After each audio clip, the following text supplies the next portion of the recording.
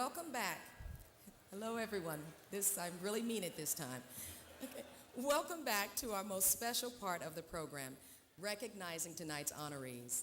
In honor of the 10th anniversary of this glorious event, throughout the evening, we will symbolically illuminate a total of 10 candles as a tribute to the collective accomplishments of these awesome women. I will begin with candles 1 and 2.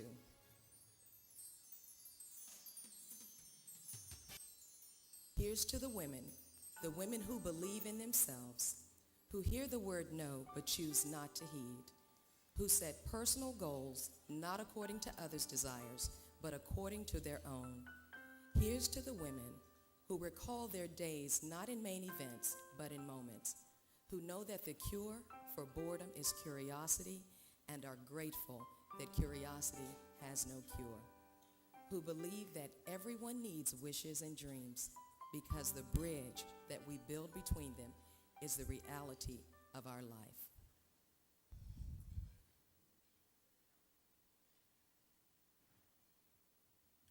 Now, to introduce our first honoree, please welcome back Monica Emerson.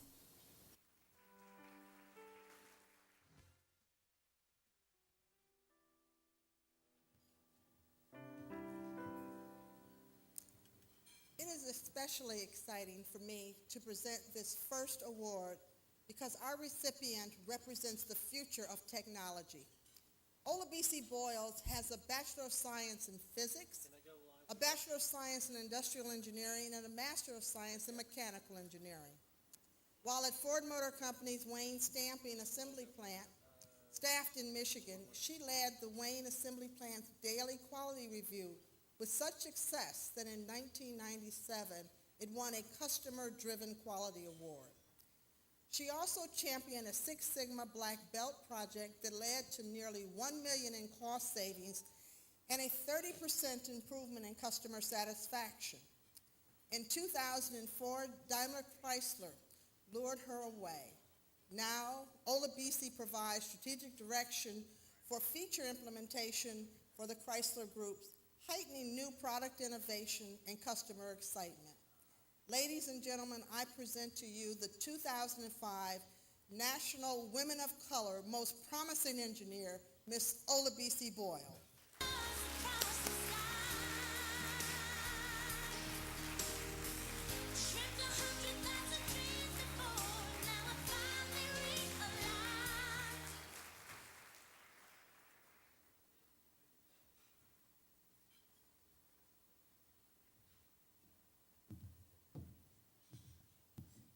Evening. Just what is this thing called achievement? We define it differently at different times in our lives.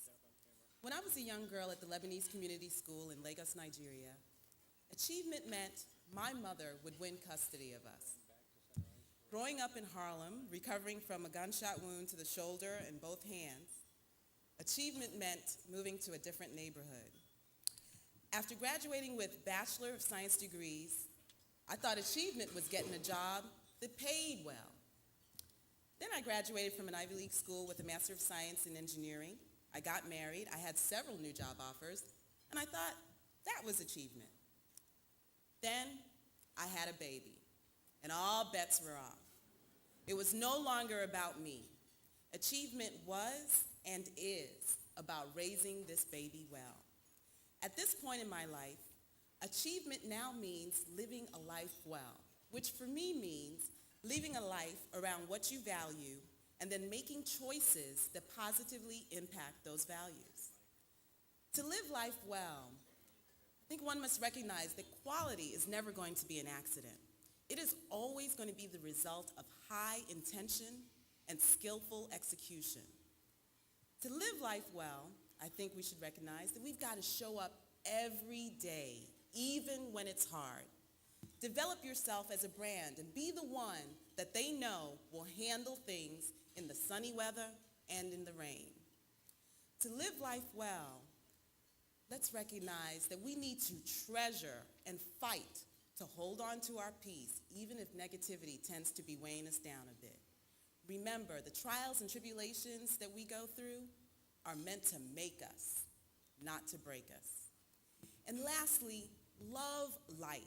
I invite you to take time right now to look around the room and revel in the knowledge that we are all happy and healthy enough to be here this evening. I believe that if we work to live our lives well, there is just no way to avoid success. Thank you very much for this honor and for broadening my definition of achievement even more.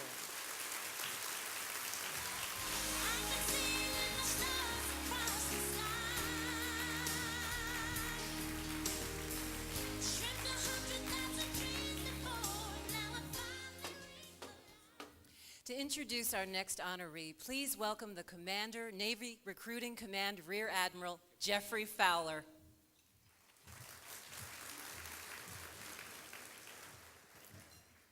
As one of only 21 black female captains out of 3,386, our next honoree, Captain Doris Favorite, knows what needed to help the U.S. Navy make diversity work in recruiting efforts, and she's doing it.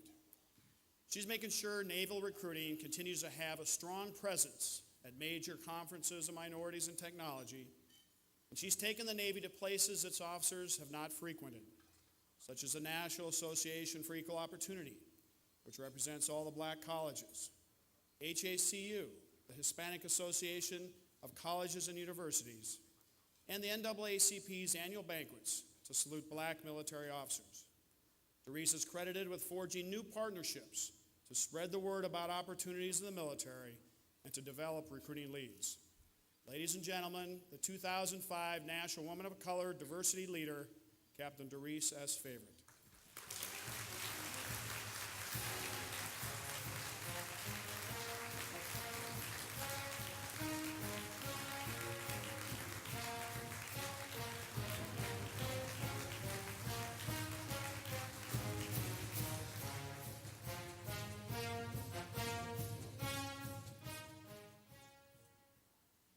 All of us who are being honored tonight are sharing this very special experience, and as a result, we have a special bond.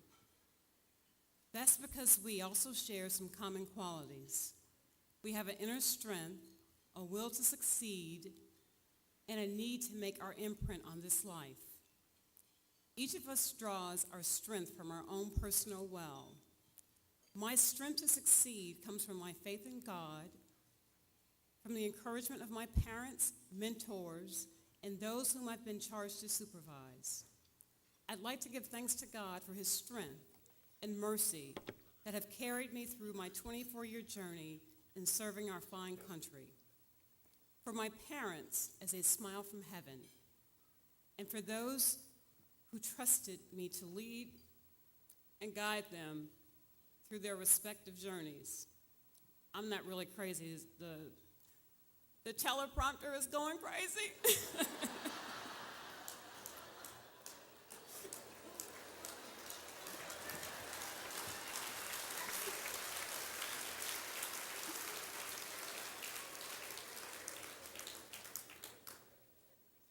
I am humbled and honored to receive this most distinguished award, and I thank my team at Navy Recruiting Command for nominating me for this auspicious award. Thank you so much.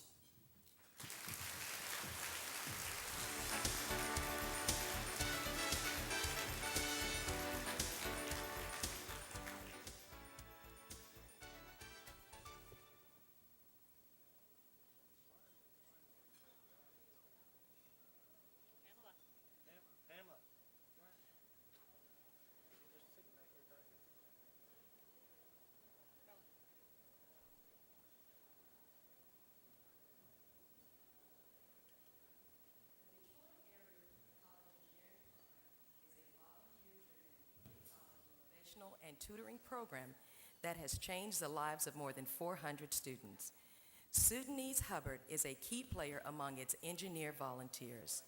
While spending most of her workday hours as a program manager for IT systems at Ford Motor Company, she has devoted herself to leading and managing an interactive learning program to teach minority high school students the soft side of engineering. She created the course herself and has taught it for 7 years, mentoring students even after they leave school and head off to college. Ladies and gentlemen, the recipient of our 2005 National Women of Color Community Service Award, Sudanese Hubbard.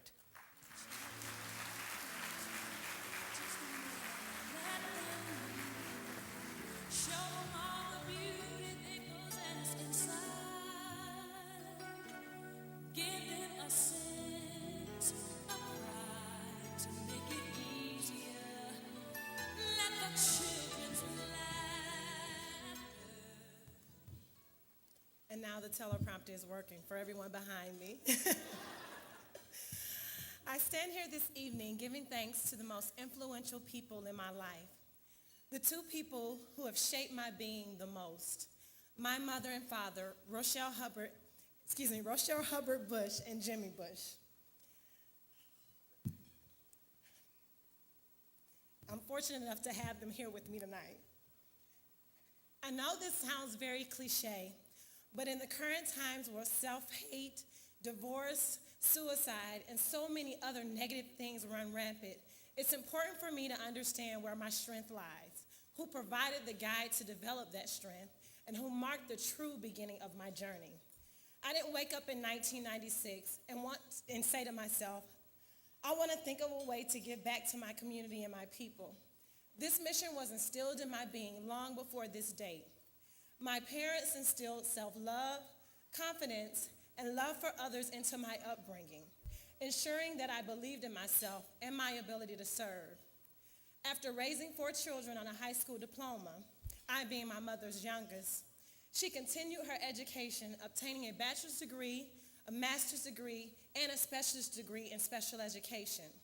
When I was 8 years old, she met a wonderful man, and their relationship of 20 years continues to blossom and to grow. She continues to amaze me with her overwhelming love and words of encouragement to me and to many others.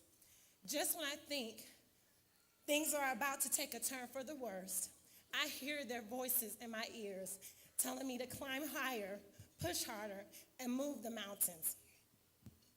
Many people aspire to be rich and powerful, to acquire all the material possessions in the world.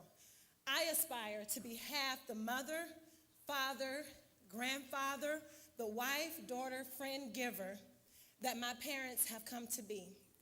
Only after that will I consider myself to be a true success. I want to thank the women of color for allowing me to be here and to share this experience with all of these progressive, successful, beautiful women of color. And I also want to thank Ford Motor Company for supporting me, my career, and supporting work-life balance. Thank you.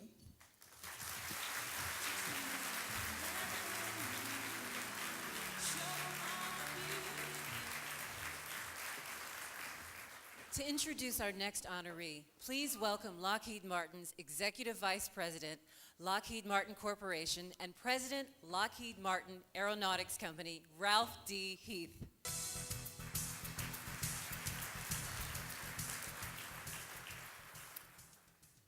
Lubertha Birdie Buchanan majored in law enforcement, which initially brought her to Lockheed Martin's Department of Security. After going back to school and receiving her MBA in finance, she jumped to a different corporate ladder at Lockheed and moved up to senior staff analyst for human resources information systems, and then pursued an MS in systems engineering.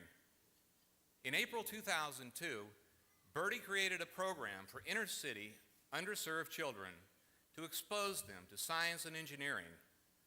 Lockheed got behind the program, and it won a national recognition when the Learning Point Foundation designated it as a national best practice in academic educational programs. Gentlemen, our next recipient of the 2005 National Women of Color Technology Community Service Award, Lubertha Birdie Buchanan.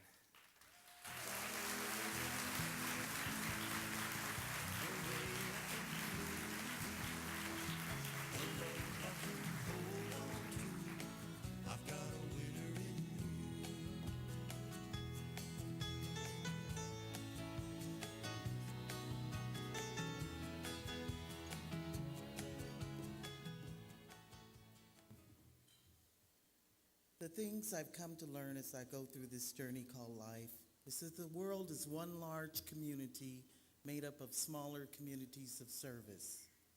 There's the church community, family, and in my case, extended family. There's work community, school, political and social community. I look at these communities as the threads that make up the fabric of my life. The symbolism of these threads often conjure up thoughts of one of my favorite songs by Dolly Parton titled Coat of Colors. And my own rendition and excerpt of this song goes something like this. Now, I'm not trying to comprehend it, for I know that I am rich, as I tell you of the love my mama sewed in every stitch. I'll tell you all the story my mama told me while she sewed, and why my coat of many colors is worth more than any gold. The threads of my work and school community converge at Lockheed Martin. They have encouraged me to grow both professionally and personally. They have fostered a mentoring environment that is a transfer of knowledge from my mentors to me and from me to Young Engineers for America.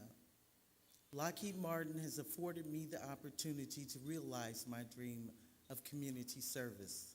That dream involves working with inner city youth who are at risk, and by raising the bar of expectation, that will allow these young people to be productive threads woven into the fabric of the greatest country in the world. My one wish, and I do believe wishes do come true, is that I may be a thread in their coat of many colors. Thank you.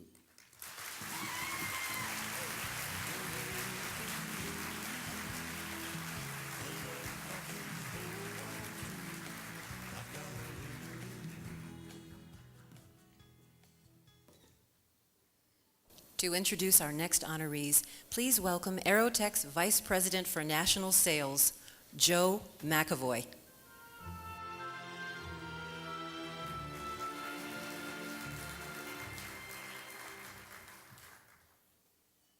In 1986, mechanical engineer Donna Williams made a career move to the Army Corps of Engineers station at Fort Belvoir, Virginia. And before long, she was handling initial proposal efforts and negotiations for a $10 million architectural and engineering contract. In 1987, Donna joined Parsons Infrastructure and Technology Group, where she moved up to the project office manager, heading up an office that managed an FAA project with an estimated cost of $120 million. Now she is directly responsible for a technical support service contract in 5 states. Ladies and gentlemen, the recipient of the 2005 National Women of Color Technology Community Service Award, Donna Williams.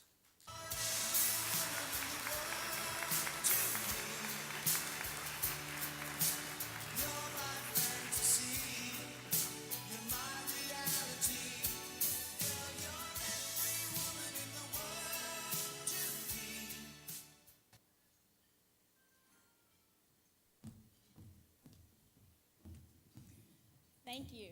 And thank you for not letting me fall. I want to thank you for this honor. Above all, I want to thank God and commend my relationship that I have with him. Through him, I am empowered to do the work that he has created me to do. He created each of us with a unique shape in various proportions, unique spiritual gifts, a passionate heart, strong abilities, an identifiable personality with significant experiences. I am an engineer by education, experience, and profession. And I believe that he sent me here to engineer progress. This helps me prevail. It also helps me to deal with conflict in different ways, less anxiety and a lot more hope, because I know I am carrying out a purpose that is bigger than I. God gives us many resources, and tonight I'd like to mention 2 of them. First, the people that he brings in our lives, and second, the time that he gives us. He blesses each of us with so many rich opportunities for friends and colleagues and mentors, irrespective of things like race, gender, and age. Second, time is so precious. It's a precious commodity. And the way I choose to manage it, which my husband says I'm a fanatic about it, is the Stephen Covey time management system in conjunction with the 7 Habits of Highly Effective People. We do not have enough time to do everything we'd like to do. However, if we're faithful to our purpose, we'll have all the time we need. Again, I'd like to thank the women of color for this award. I'd like to thank the Parsons Corporation, and also I'd like to thank my husband, Michael, for 20 years of putting up with me. Thanks a lot.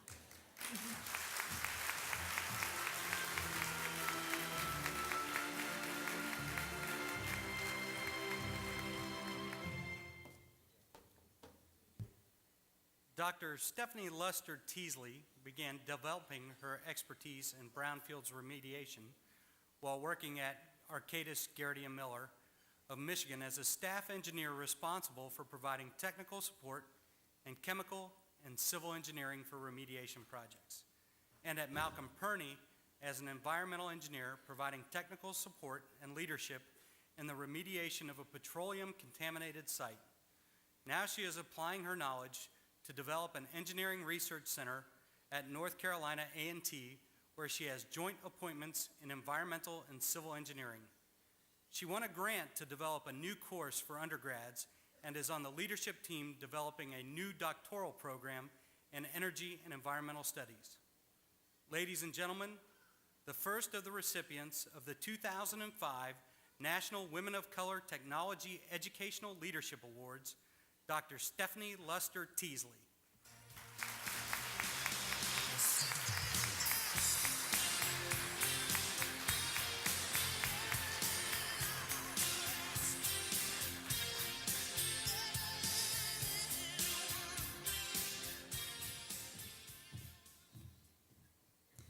Women in technology. What was once wishful thinking is now a reality. But what does it really take to beat the odds? My answer is determination, determination, and more determination. Be determined not to settle for anything less than the dreams and goals that you set for yourself. Be determined to learn as much as you can and grow with life's experiences. And be bolstered by the determination of the mentors you meet in life and your family who support you even when you doubt yourself. These mentors, my personal cheerleaders, have been my biggest sources of strength. In my summer year in junior high school, it was a female mechanical engineer with whom I worked at NASA Langley Research Center. She showed me the excitement of engineering and technology and taught me it was possible to become an engineer. In graduate school at Michigan State, it was the support of my husband, my children, and 3 PhD women faculty members who became my mentors. One in particular, Dr. Susan Maston, eventually became my graduate advisor and my biggest advocate. They all believed in me, inspired me, and were determined to keep me from giving up and into the pressure. Now I have the opportunity to do the same. I currently teach at North Carolina A&T State University, where I tell my students, and my female students in particular, that they can be a leader in any field of technology that they choose, if they are determined. Sometimes my male students will say, Mrs. Teasley, and my female students are always the first to yell, no, it's Dr. Teasley. I smile and think that now I have yet another set of supporters, my students. I am blessed to be a faculty member where I can impact minority women on a daily basis by showing them firsthand that being an engineer and a minority woman is something truly special. Thank you.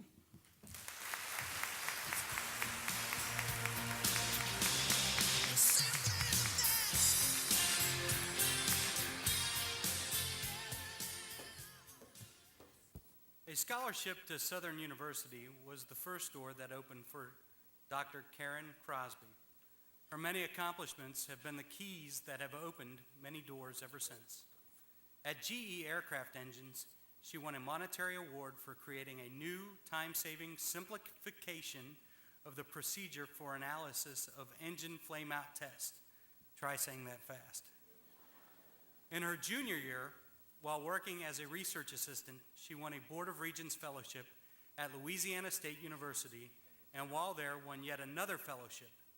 After graduation, she headed back to Southern University, where Dean Habib Mohamedian invited her to join a national leadership cadre, historically black college and university researchers, and other in a new project in the emerging field of engineering education.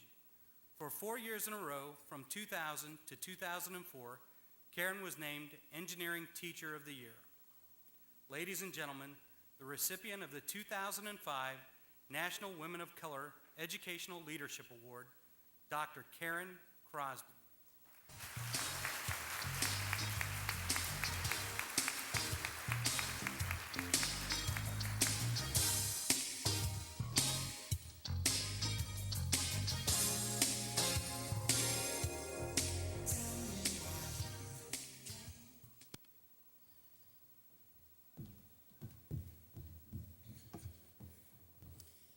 There have been many influences in my life that have led me to this point of receiving the prestigious Women of Color in Technology Educational Leadership Award.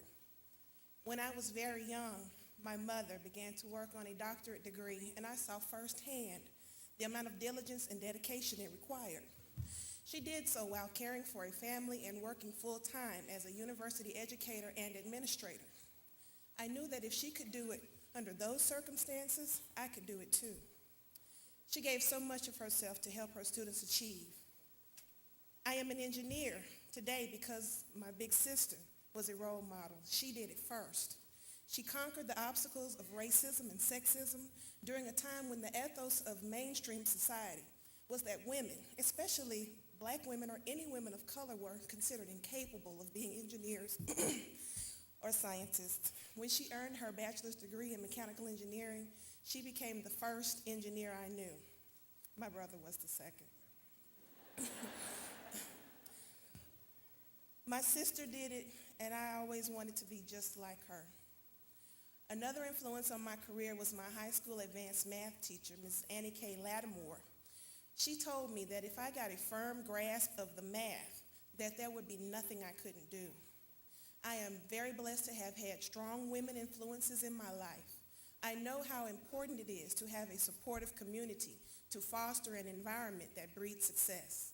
Thanks to events like the Women of Color in Technology, we can be here to show the next generation how it should be done. Thank you.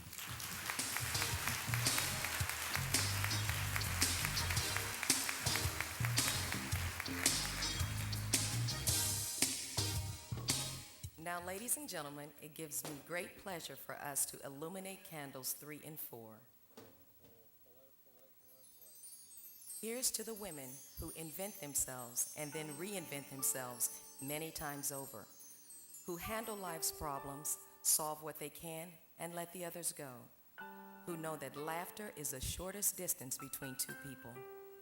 Here's to the women who have learned that balancing work life and family life is an illusion, and that each day one of them takes a turn coming out on top, who take time to stop and smell the flowers, good coffee, anything just as long as you stop, who believe that a best friend is a sister that destiny forgot to give you.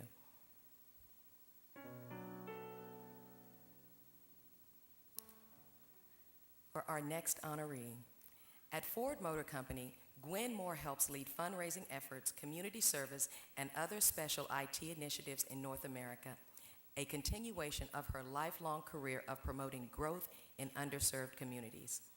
Gwen served as program manager for the IT team on Countdown to Kitty Hawk, the 100th anniversary recreation of the Wright brothers' historic first flight. In addition to her corporate work developing governance processes for Ford's IT leadership team, she is proactively involved as Vice President of Operations for the Ford African American Employees Ancestry Network, Chair of the Ford Black History Month program, and many others. Ladies and gentlemen, the recipient of the 2005 National Women of Color Technology Corporate Responsibility Award, Gwen Moore.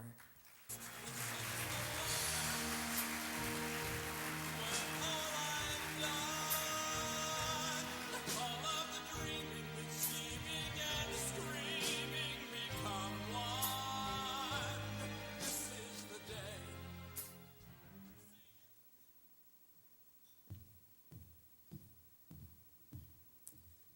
Thank you, Pamela, for that gracious introduction. I'm delighted and honored to be here tonight. My heartfelt congratulations to the other women being recognized here this evening, particularly my IT colleague from Ford Motor Company, Sudanese Hubbard. It's a privilege to be in your distinguished company. I stand here this evening as the luckiest and most blessed woman in the world because I believe I have the best job in the world. And if I were to be perfectly honest, I'd admit that I love what I do so much, I would actually do it for free. But please don't tell my bosses in Dearborn, I still need that raise. I feel particularly fortunate that my job also allows me to give back to the community, to help make this world a better place. There's no question that IT is the lifeblood of our complex global economy. And I believe that providing access to technology to the disadvantaged, particularly our young, will help ensure that all children are well prepared to meet the challenges of the 21st century. I am also fortunate and blessed to have a great leader in Marv Adams, Ford's Senior Vice President of Corporate Strategy and Chief Information Officer.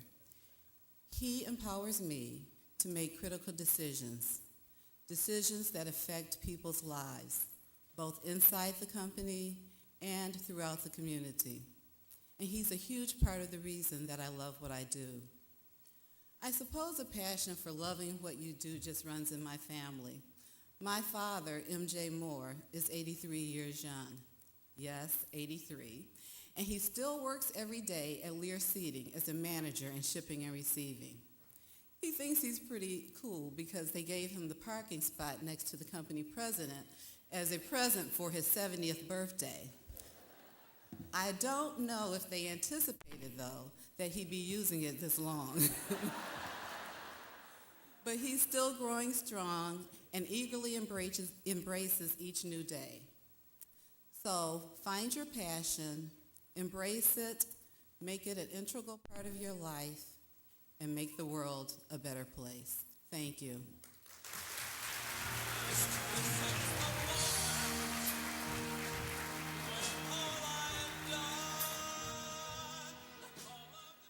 Dr. Shannon Suber was the first black woman to receive a doctorate in management at Texas A&M University.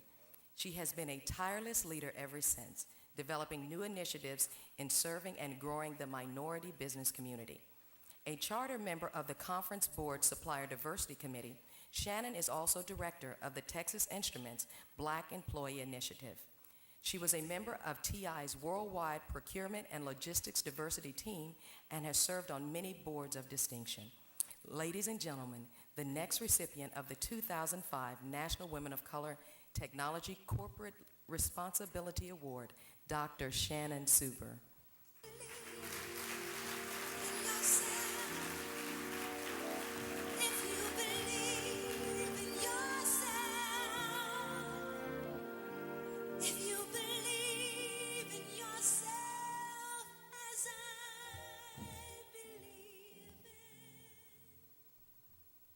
Women of color have been driving change and shaping the future since the beginning of time.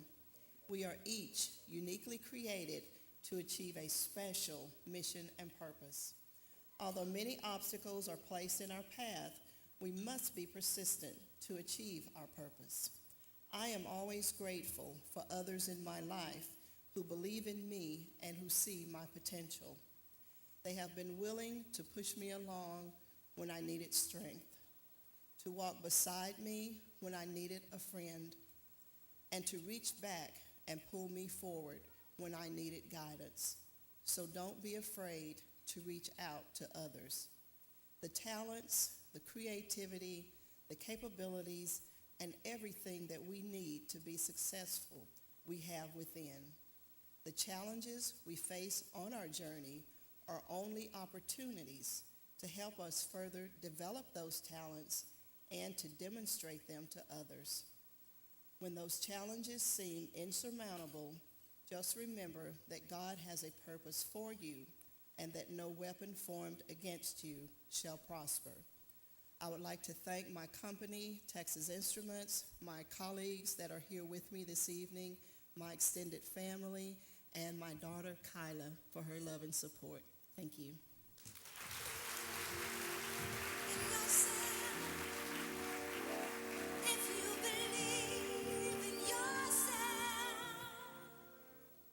Ladies and gentlemen, to present our next honoree, please welcome last year's award recipient from Booz Allen in Hamilton, Vice President Angela Messer.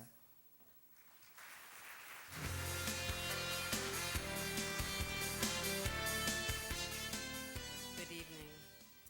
Anne Mwendy Shemensky, an economics major, earned her master's in international economics and finance from Yale and her MS in information and telecommunication systems from Johns Hopkins. She joined Booz Allen in Hamilton in 1994, and she rose to associate level by 1999. She was working as a cost analyst for major accounts, and these accounts include the Marine Corps, the Department of Veterans Affairs, Fairfax County, Virginia, the Department of Interior, the Social Security Administration, and the Department of Energy. But now, as a senior associate, she leads a team of over 700 people and manages all the strategic, operational, and the tactical aspects of a $100 million Booz Allen business unit. Ladies and gentlemen, the recipient of the 2005 National Women of Color Technology Managerial Leadership Award, Anne Mwendy Shemensky.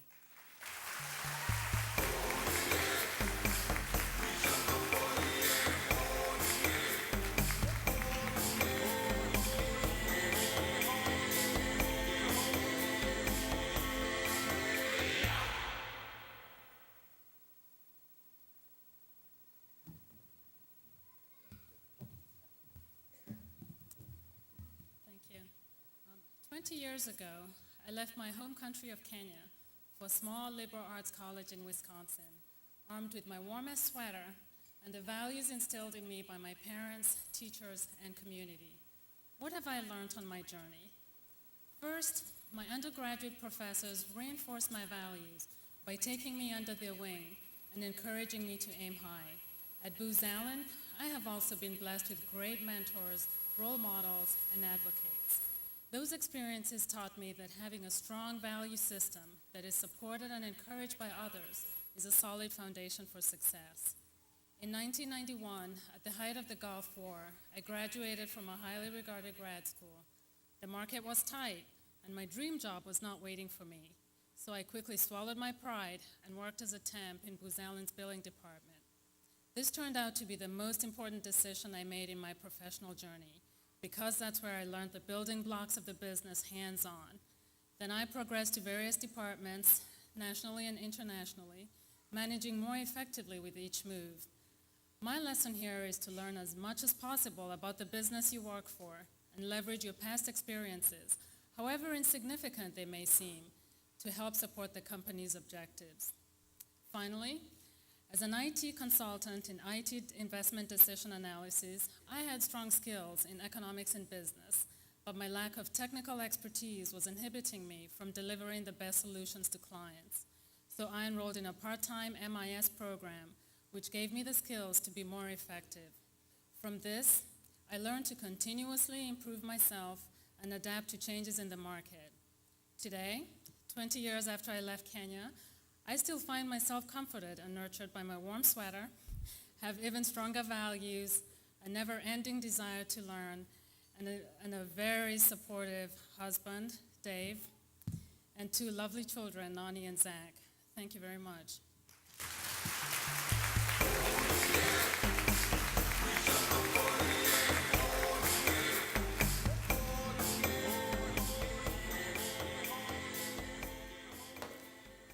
Diane Murray used to work for TRW and survived the merger when Northrop Grumman Corporation bought the company.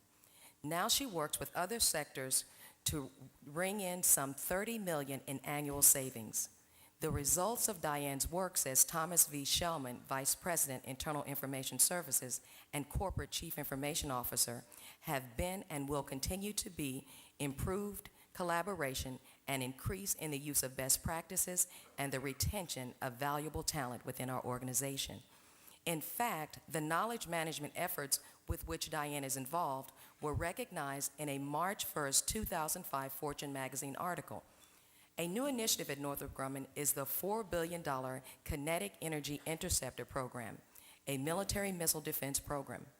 As Shellman says, quite honestly, without Diane's leadership, we could not have won the project. Ladies and gentlemen, our next recipient of the 2005 National Women of Color Technology Managerial Leadership Award, Diane Murray.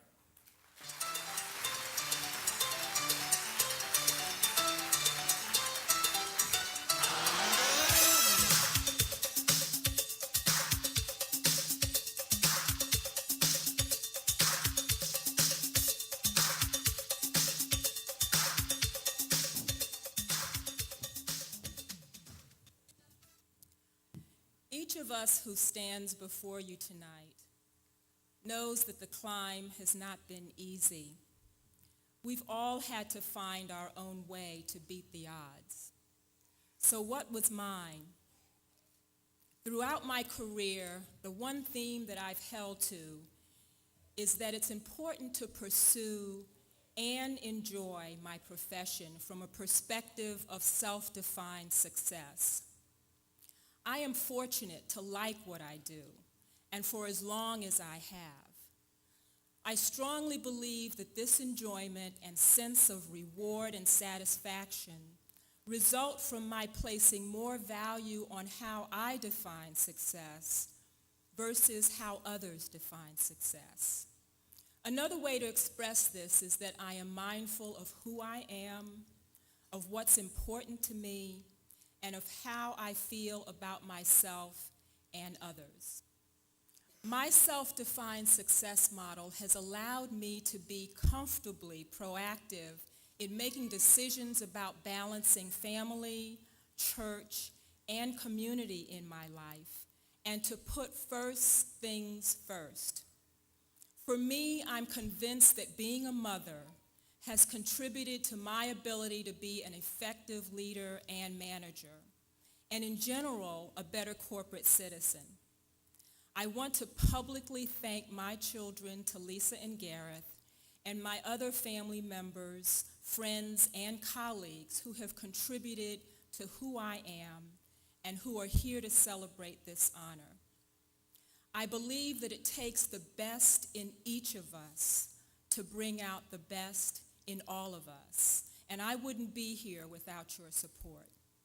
Above all, I am so thankful to God, the source of my strength. I count as a real blessing that I have been able to thrive, not just survive, in my career. Thank you.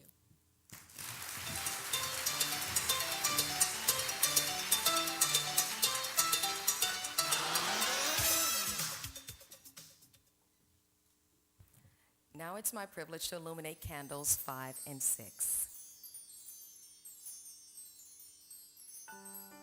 Here's to the women who keep notepads on their night tables so that in the morning they'll remember that big idea, who love to ask why and ask it often, who create innovation the way they birth babies with great care and much labor.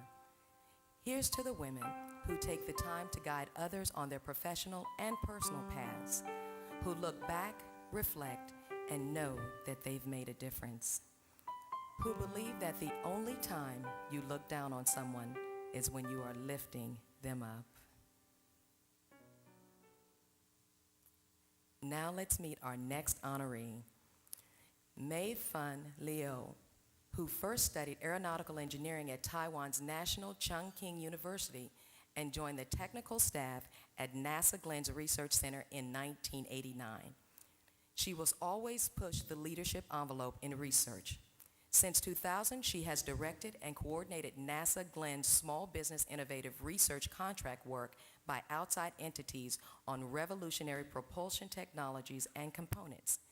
She organized seminars with speakers from industry and academia to outline the center's program needs and address current technical advances. Leading-edge technologies promoted under her leadership include exotic engine designs, novel control techniques for nozzle flow, and innovations in pump flow control, among others. Ladies and gentlemen, the recipient of the 2005 Women of Color Technology Research Leadership Award, Dr. May Fan Leo.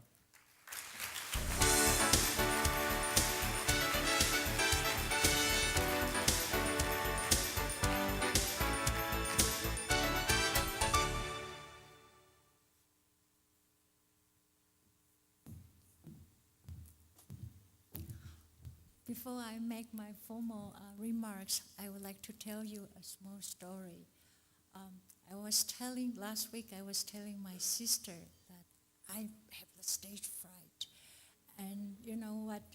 She replied that you women in technology are just like boxers, fighting in the ring dominated by men. And you just get in there, relax, make some kick, and you might even win an Oscar award, who knows?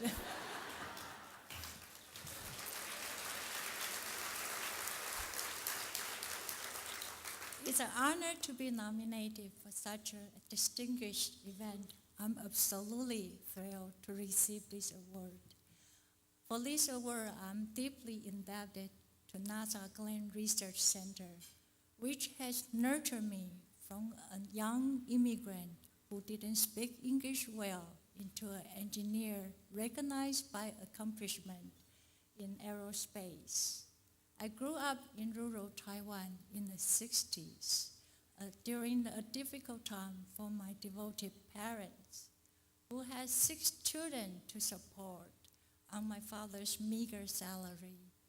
They didn't send us to factory, but to school instead. Thank you, Dad and Mom. They are in Taiwan. I walked 4 miles one way in grade school and rode 7 miles on my bike for junior high and high school, from which I received scholarship. Later on, for 4 years, I was the first and only female aeronautical engineering student in the department at the only university in Taiwan offering an aeronautical engineering degree at the time. I used to joke a lot about owning the department's ladies' room. Throughout my career, like the majority of our current working force, I have been juggling work demands with my parental obligations. We are exhausted by these demanding roles and tend to forget to look after ourselves. Just in the past year, there have been many occasions that I have to go back to the office after tucking my son into bed at night. While I draw strength from the much appreciated support of my husband, children, friends, co-workers, I also find that those special little moments that we usually take for granted help refresh me, keep my focus clear, and help me to move forward in both my personal and professional lives. I would like to share this great honor with all working mothers. We have to stay healthy, stay strong. We can do it, and we must do it. Thank you.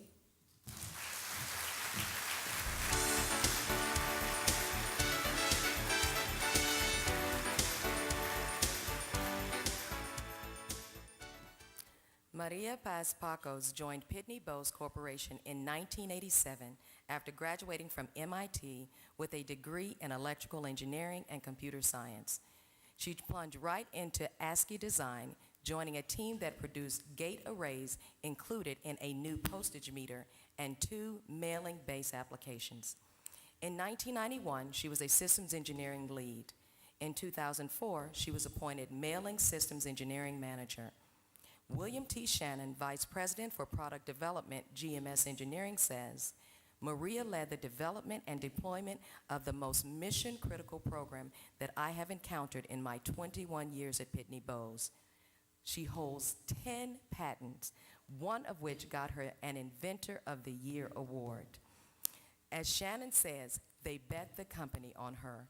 Ladies and gentlemen, our next recipient of the 2005 National Women of Color Technology Research Leadership Award, Maria Baz-Parcos.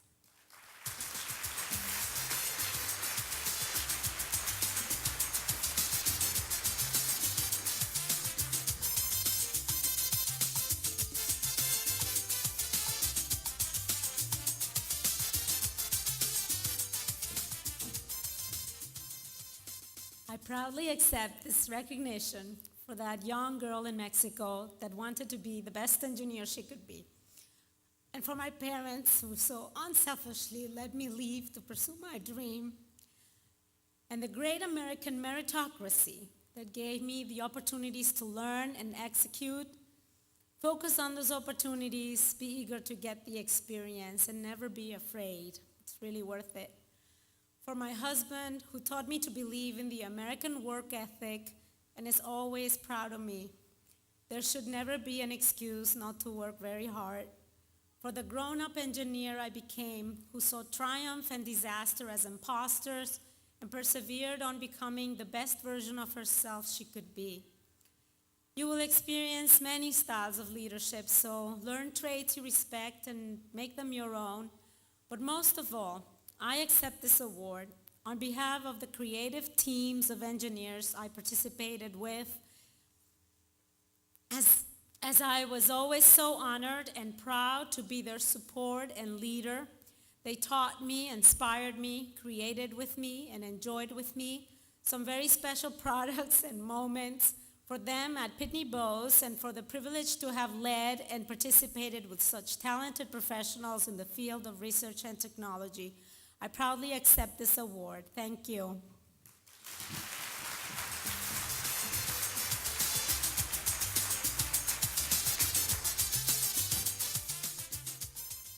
And now our next honoree, Dr. Laura S. Inouye.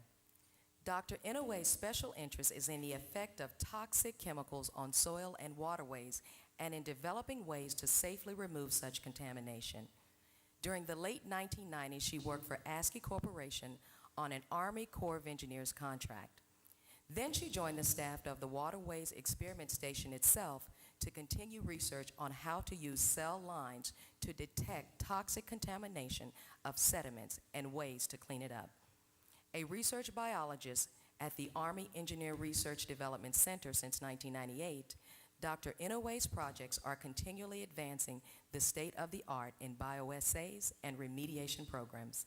Ladies and gentlemen, the recipient of the 2005 Women of Color Technology Research Leadership Award, Dr. Laura Inouye.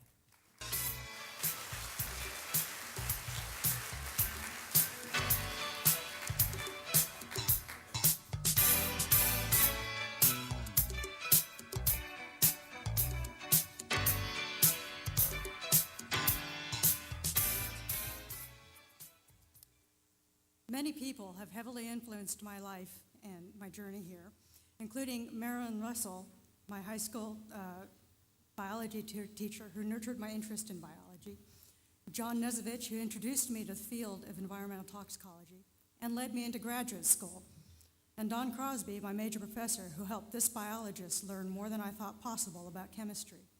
However, if I had to name the one person who most influenced my journey, it is my dad. My dad is an immigrant farmer's son who's worked his way from a farm to a leadership position as an engineer at Lawrence Livermore National Laboratories. As if this were not enough of a challenge, he did this as a Japanese American in the aftermath of World War II. Although my parents do not talk about it much, I'm sure their experiences during that era influenced them, and in turn, how they raised their family. Both, my mother and my father, worked hard to instill in their children many qualities critical to good leadership, including honesty, taking responsibility for one's mistakes, and pushing yourself to do your best. I also inherited my dad's stubbornness, which I prefer to think of as his uncompromising resolve. While this trait can be perceived as a disadvantage, it can, if used appropriately and sparingly, actually be a positive leadership skill, as certainly tests your belief system. So, if during your career you find yourself in a position where you know something is incorrect, give yourself the permission and courage and resolve to believe and do what is necessary to defend your beliefs. This may not be the most popular strategy, but you know that it is the truest to yourself. Thank you.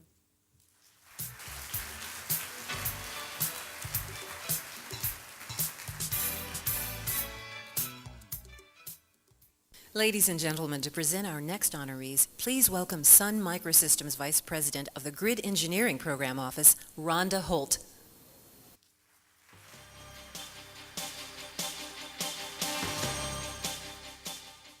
Cecilia Fung is a software professional and manager who has migrated across the world fixing errant systems and leaving more pragmatic, orderly processes in her wake. In 2003, she joined Pitney Bowes, where she has impressively met the challenges of changing the company's ways of doing things. Her team has institutionalized standards in software application development, tools, and processes, set policies for quality process and outsourcing management, and assisted the applications teams in adopting the processes and tools. Pitney Bowes managers say that by year's end, these efforts will have positively affected all Pitney Bowes applications managers, business analysts, and outsource providers. Ladies and gentlemen, the first of our recipients of the 2005 National Women of Color New Media IT Leadership Award, Cecilia Fung.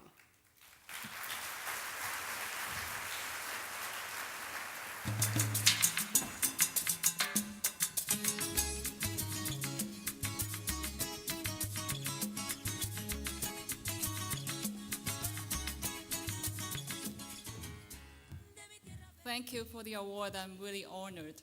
I'd like to take the opportunity to thank CCG for organizing this wonderful event, Pitney Bowes for giving me such a challenging job, my boss Jack Rebuse for trusting me and supporting me no matter whether I make a good or bad decision, and forever supporting me, my husband and my mom. I'd like to share some of the learning points I have gathered through my experience, personal and also career, as a change agent, basically changing people's mindset and people's way of doing things, and at times rather painfully how I learned this. I have learned that through my mother that integrity and hard work will produce results. And so being a woman, being a minority, not speaking English as a mother tongue have never been an issue for me. Obviously, I do encounter difficult situations, and with the nature of my job, I have to change people's way of doing things. And I'm a woman, sometimes I don't speak very good English. I drive people crazy anyway, so it doesn't really matter. And so with these difficult situations, usually I just use humor to disarm it. And laughing is infectious. Being able to laugh at yourself is a talent. And I find that you can win a few friends, just by, laughing at yourself. And secondly, I also learned that by relentlessly and continuously improving yourself, you can only do better. And I also learned to seek feedback from whoever, my boss, my boss's boss, my direct reports, my spouse, who obviously has a lot of feedback for me. And everybody, you can always learn something. I have a dream. That's Martin Luther King. He's a leader that that really inspires me. That's a speech, he began the speech in front of Abraham Lincoln's statue. And I too have a dream, and I have a vision, and I have strong conviction about this vision, how I can help my organization, how I can lead my family by leading, by not managing, by actually empowering people, by empowering my family to do better. And I do believe in that. And last but not the least is a strong family value and strong family foundation. And if you can bring some of the care and love that we have for our kids into your organization and your community, we can all do better. And I'm very blessed with a husband who is my lifetime partner, my mentor, my best friend, and who's also a devoted father of 4 beautiful kids that we jointly create together. He deserves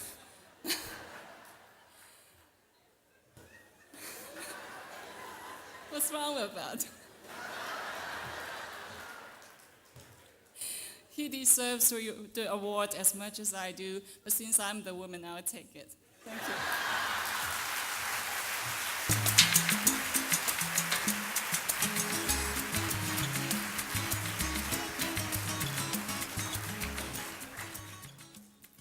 Shirley Wilson leads the team that is responsible for installing, relocating, and testing and monitoring the voice and data networks that keep Wachovia's financial empire humming. The total value of the assets supported by Shirley's deployment and field services organization exceeds $1 billion, says Wachovia Executive Vice President and Direct Access Manager Stephen Baum. Shirley's performance has absolutely revealed her character to be one of integrity and high standards. Ladies and gentlemen, our next recipient of the 2005 National Women of Color New Media IT Leadership Award, Shirley Wilson.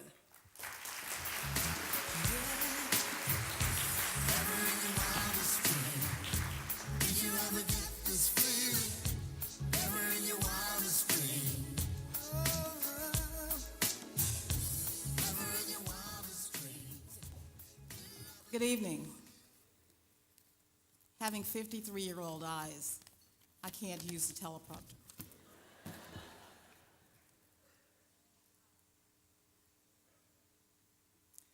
It is an honor and a privilege to stand before you today and receive this prestigious award. I am keenly cognizant every moment that it is only because of the steadfastness, the sacrifice, the suffering of those noble individuals, those noble role models who proceed before me and whose shoulders upon which I stand today, that I have this privilege and the opportunities with which I've been blessed. It is my fervent hope and indeed my solemn duty that I may serve in that same uplifting capacity for others who, like me, began life with limited resource, with the humblest of environments, and with substandard educational materials, all within a context of racial oppression that by its very nature engendered a spirit-crushing debilitation that eroded potential and laid waste the hopes of economic gain. Through it all, my mother's indomitable spirit refused to recognize boundaries. She taught us to value ourselves and others, not to hate when we are hated, not to allow our dreams to be suppressed, and not to let others impose their limits upon us. She guided me to tackle challenges and to utilize my brain power to effect change. She emphasized that by maintaining a zeal for learning, that I could achieve anything. And she was right. We, as women of color, have a responsibility to our future generations to foster the message that initial circumstance does not dictate the final outcome, and that the bar can be reset, fusing education, ability, and determination and focus. I am truly honored to receive this award and sincerely hope that an outcome of this occasion is a message of encouragement that though the path be obstacle-laden, never give up on the dream. A special thanks to my family, to my husband, who puts up with me every day, to my son, my sister, thanks. Also to Wachovia for creating an environment that embraces diversity and allows all to excel with hard work, commitment, and focus on excellence. I thank you.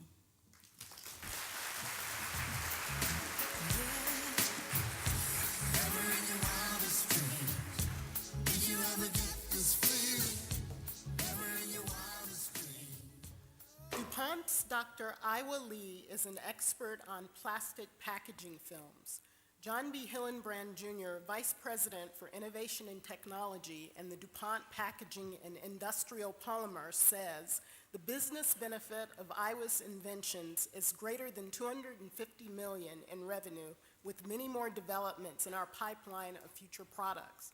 But the impact Iowa has had on our organization transcends our income statement. She has become a role model and mentor to many people throughout DuPont and is a consultant whose advice is broadly valued and sought out. Kendall Bradford, Application Development Manager, says she has also been key in the formal development and mentoring of scientists and technicians throughout the Americas and Europe. Ladies and gentlemen, the recipient of the 2005 Women of Color Technology Technical Innovation Award, Iowa Lee.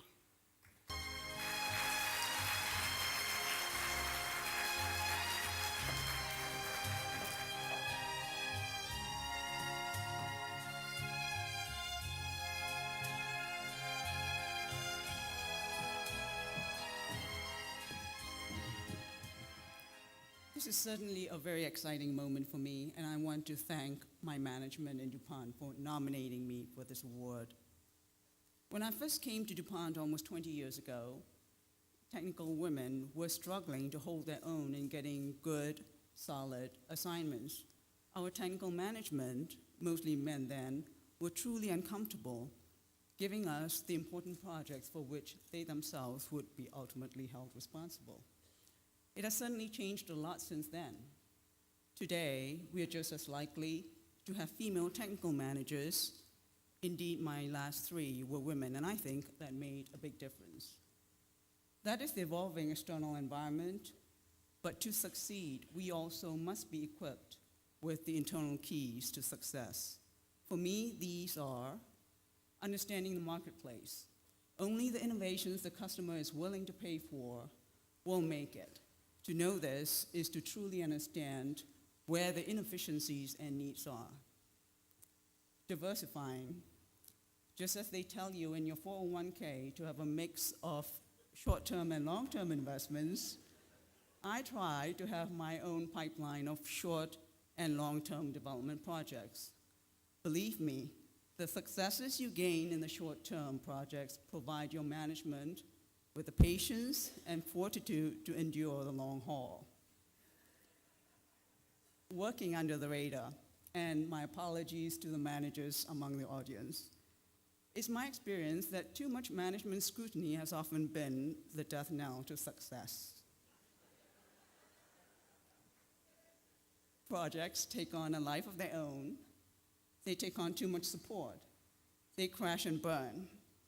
I'm all for the occasional high visibility project, but there are rich pickings in that tier just below this radar.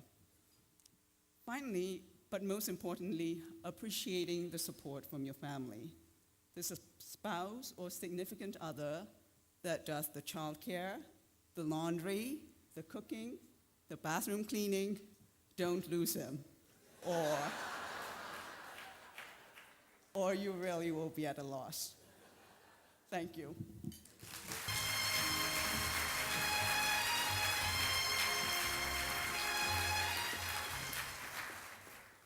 To present our next honoree, please welcome IBM's Vice President for Workforce Diversity, Ted Childs.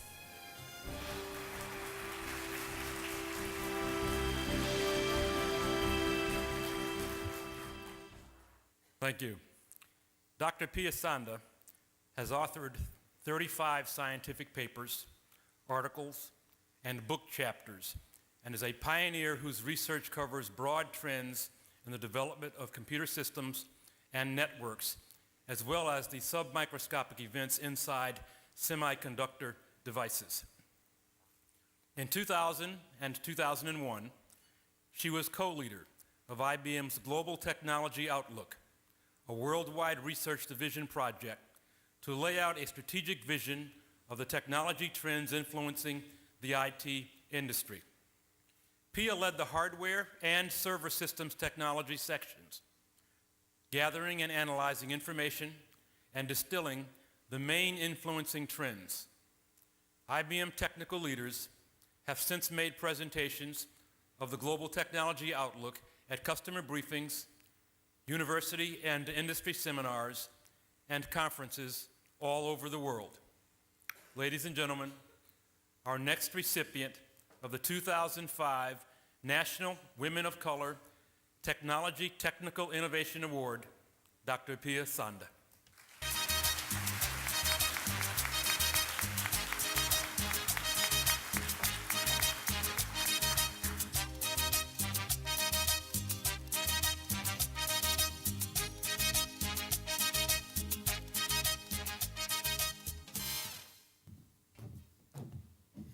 Thank you, Ted, for presenting this award to me.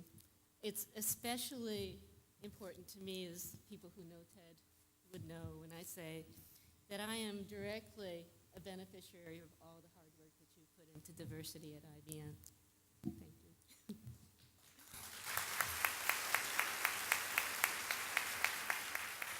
It is an honor to be recognized here today as an innovator. I want to take this opportunity to share with you 4 things that I have learned in my journey in the hopes that it will make the road a little bit easier for others in our profession. So first, listen to your intuition. Follow your curiosity. Have fun. Explore. I personally find just about anything interesting. I work on areas that are important to my company, and when I encounter a difficult problem that no one has solved, I just get an insatiable curiosity to learn more. And that's when I know that I've hit an area that's rich.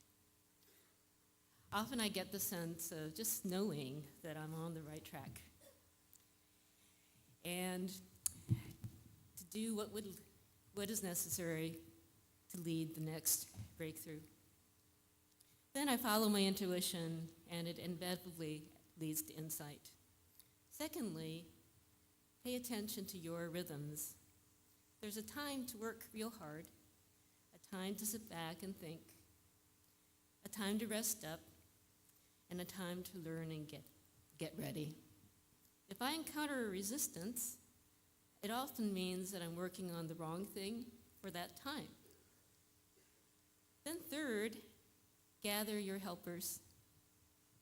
Respect your team and get good at reading who excels at what and who enjoys doing what.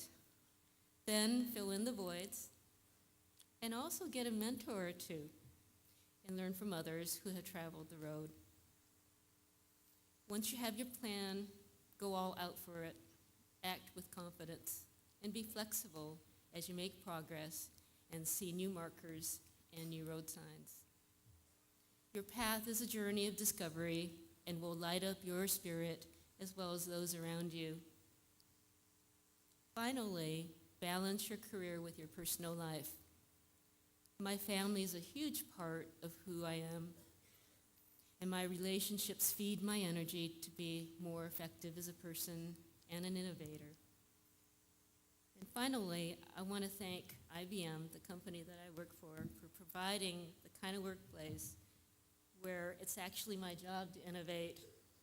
It's just so much fun to work there. Thank you very much.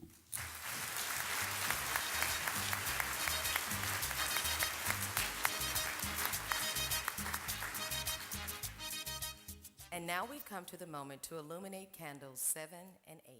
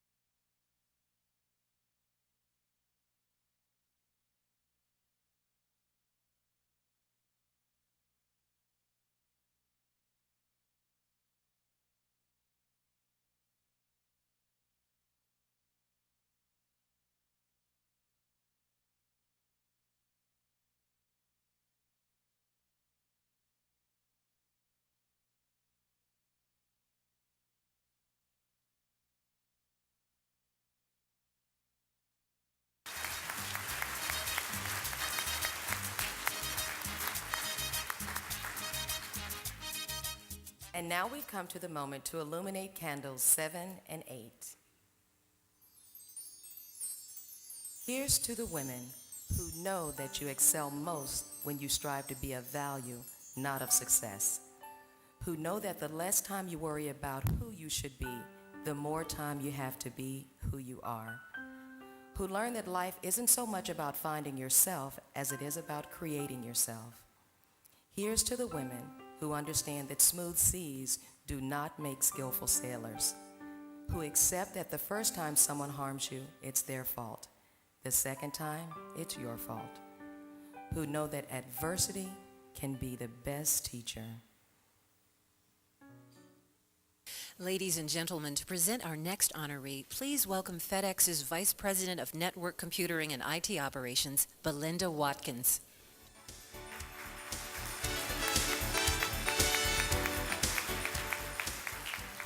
Good evening. Mary McDaniel is responsible for the overall management of aircraft parts, inventory, and technical support of the FedEx Global Fleet, the world's largest airline. With everybody going bankrupt, we might be the only airline after a while. Sorry, Delta. A 25-year FedEx veteran, she is responsible for supply chain and cost management of more than $1 billion in owned aircraft parts, inventory management, supplier relations, and technical documentation and systems. This woman has a heck of a shopping budget. She also oversees nearly $2 billion in corporate spending for vehicles, IT hardware and software, printed materials, uniforms, office supplies, sort equipment, telecommunications, packaging, and aircraft parts. Her leadership contributes to FedEx's success in meeting and beating launch reliability goals without compromising safety. Ladies and gentlemen, my friend, my colleague, and my most trusted business partner, the recipient of the 2005 National Women of Color Technology President's Award, Mary McDaniel.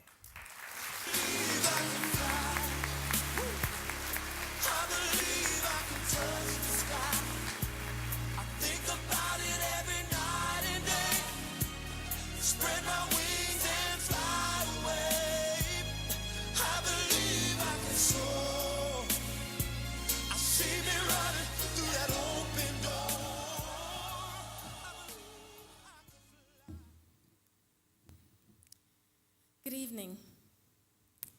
Thank you so much for this honor. As I look around this room, I am very pleased and proud to be surrounded by so many other successful women of color. You, more than most, know that success just doesn't happen in this world. You have to make it happen. And I imagine you have already discovered for yourselves that our part in being successful is not an easy one.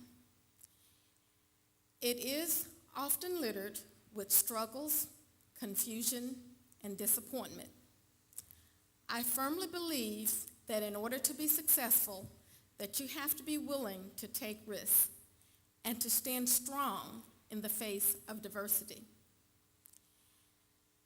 How you handle the hard times will determine how successful you will be or if you will fail. Successful women never say, "Why me?" You have to ask, "Why not you?" Successful women know that it is not what happens to you, it's how you respond to it. My best practical advice for you tonight is to always fight for what you believe in and never give up. Come out of adversity scarred perhaps, but stronger at the end. Don't fall into the victim trap or cave in to frustration, but surround yourself with faith in God and yourself to rebound.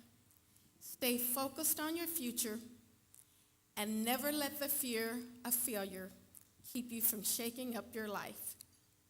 Look for the challenges and turn them into opportunities. Take risk in your life. And most of all, find the strength and the confidence within yourself to emerge as a powerful force in both your own life and in the lives of others. Always carry on with courage and faith in the future. Thank you very much.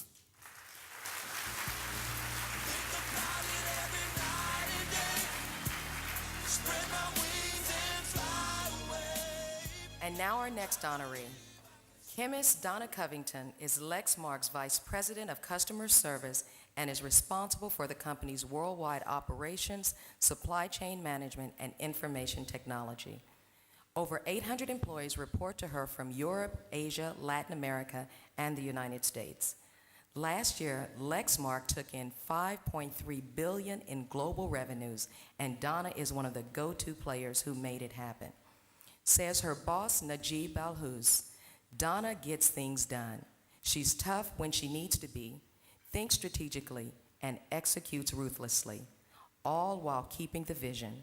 Ladies and gentlemen, our next recipient of the 2005 National Women of Color President's Award, Donna Covington.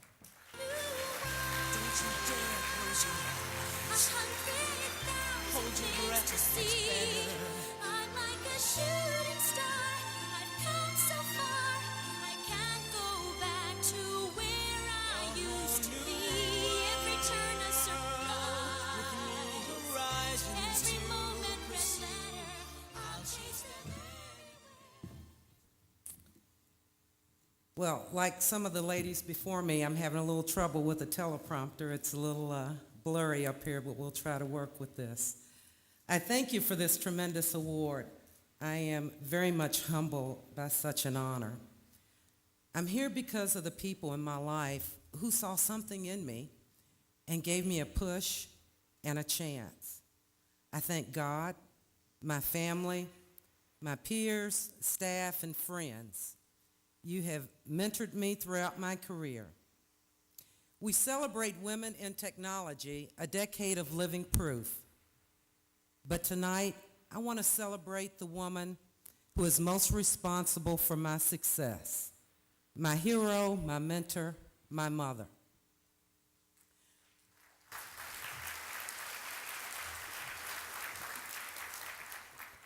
Mom taught me not to take no for an answer. But when faced with difficulties in the work environment, to be a resourceful, creative achiever who figures things out quickly. As many women in our field can appreciate, this advice came in handy more times than I care to remember, especially whenever I was told I could not do or could not be. However, by practicing what my mother preached, I learned that good work speaks for itself, and there are always good jobs for good people. Mom showed me by example to be a giver, a helper, a supporter, an advocate who looks for the best in everyone. That's why I take full advantage of the opportunities to give back to up-and-coming colleagues. I know from experience that when we mentor others with our knowledge, with our experience, that we receive blessings tenfold. Mom's advice continues to ring true in everything I do, that I should make sure that my life is not defined by titles and work, but rather by the person I am, that it's okay to make mistakes and laugh at yourself. It makes me approachable and down to earth, that when all is said and done, life is not really about me. It's about those that we make contributions to, others. Thanks, Mom, for preparing me for this day. It's your brilliance that has made this woman of color and technology shine tonight in your life. Thank you.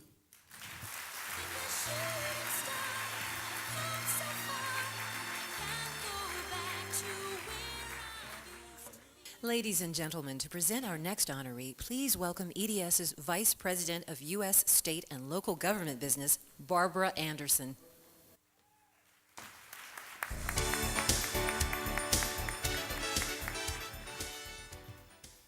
Good evening. I'm proud to be here tonight to present Yvonne Amarine, a registered nurse at the Arkansas Department of Health's Breast Care Program in Little Rock. The Breast Care Program, which is administered by EDS, helps uninsured women get clinical breast exams, mammograms, and health education. Typical of Yvonne's consistent can-do attitude and her unyielding efforts, she arranged for an uninsured patient to receive desperately needed healthcare treatment. Yvonne took the initiative and called doctors and clinics for help. She was rebuffed several times, but never gave up, and finally found a doctor to perform the surgery at no charge. The procedure was successful and no cancer was found. Here's what the patient wrote to her. Dear Yvonne, thank you for saving my life. For the past year, I've lived with the knowledge that I might have cancer, and I'm sure I would have died from frustration, depression, and pain if you hadn't stepped in. You are certainly my guardian angel. Ladies and gentlemen, the recipient of the 2005 National Women of Color Technology Professional Achievement Award, Yvonne Amarine.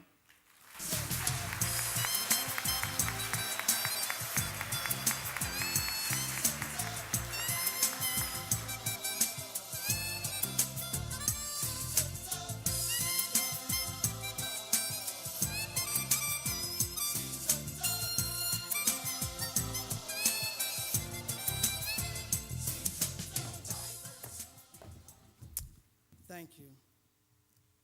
Tonight, I dedicate this award to my grandmother. She was the person who had the most influence in my life.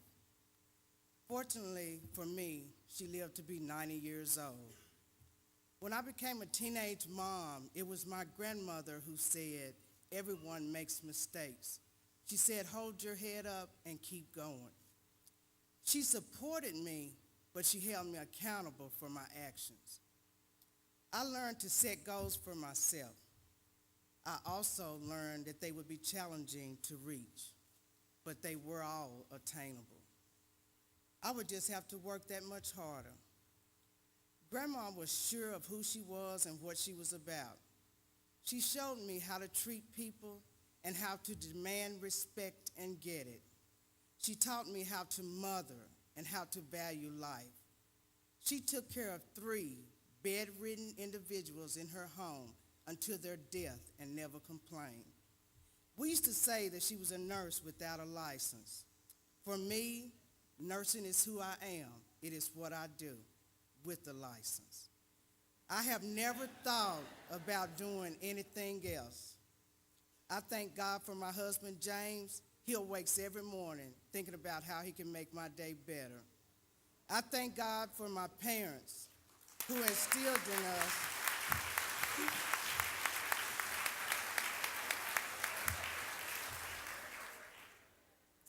I thank God for my parents who instilled in us the courage to stand for what we know is right. I thank God for my children.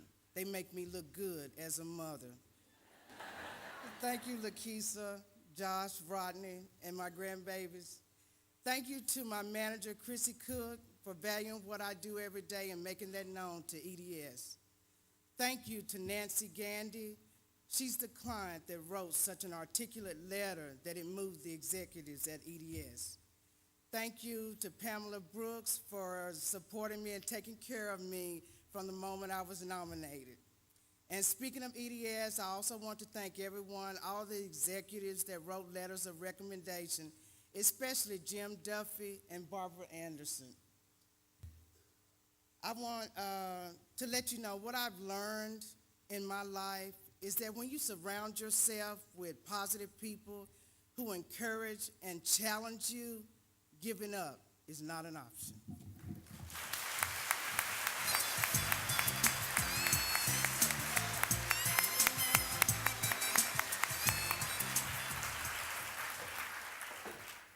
And now for our next honoree. With nightly newscasts of battles raging in Iraq and Afghanistan, the work of people like Karen Evans comes into sharp focus. Karen is Chief Engineer and Technical Lead for Development for Smart Vehicle Protection Systems, a U.S. Army program. She recruits, trains, and works to retain a group of highly specialized systems engineers to develop the full-spectrum active protection system for Army vehicles. In 2003, she received recognition through the Timely Awards Plan by Northrop Grumman, which singles out extraordinary employee contributions. Ladies and gentlemen, our next recipient of the 2005 National Women of Color Technology Professional Achievement Award, Karen Evans.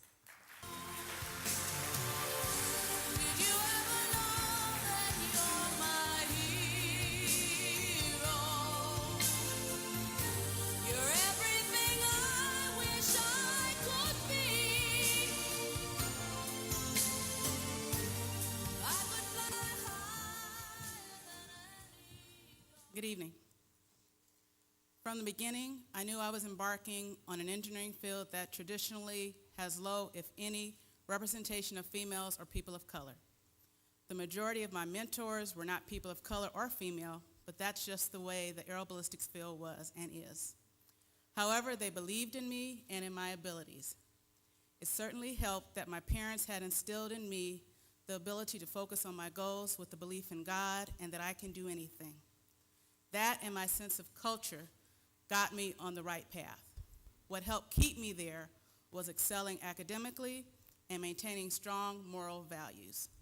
Being secure in myself and my abilities gave me the strength that I needed to climb a little higher and show my peers and superiors that not only was I qualified, but that I could also excel in this non-traditional field.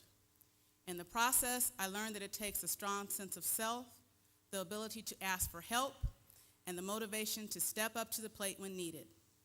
Then I decided I wanted more. I expanded my goals and became more proactive to reach them. In time, I found myself in the role of mentor. After I was married with children, I felt even more inspired. After all, I had learned by example, and I believed that I needed to show others, including my children and the young people that I worked with in the youth programs, that all pursuits are possible. As long as you have a love for what you do, work hard, have strong morals, and a strong sense of culture. I wanted to thank the Women of Color for this prestigious award, to thank Northrop Grumman for nominating me. I wanted to thank my husband, my children. I have an Eric, who's a big Eric, and an Erica. Okay, it was all his idea. But I wouldn't be here without them. And as far as my mentors, I said that I didn't have any females or women of color, but I did have a wonderful man, Dr. Dan Palash, who's in the audience, and I thank him too.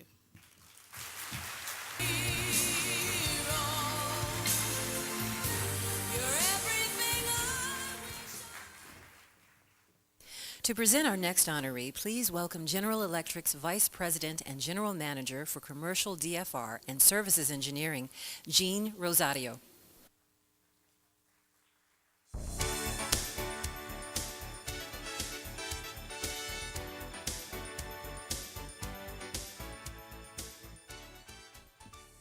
After receiving a doctorate in inorganic chemistry and material science, then completing postdoctoral work, Dr. D. Sangita joined General Electric. That was our lucky day. She's made significant contributions and has served in roles of increasing responsibility at the company, and starting at Global Research Center, at GE Aircraft Engines, and most recently as leader of the integration activities for Everest Visual Integration Technologies business. While at GE, Sangita has used impressive technical knowledge to develop products that are the bedrock of our practices in the global GE aviation service shops. In addition, Sangita and her team provided the technical stewardship for over $20 billion worth of service agreements.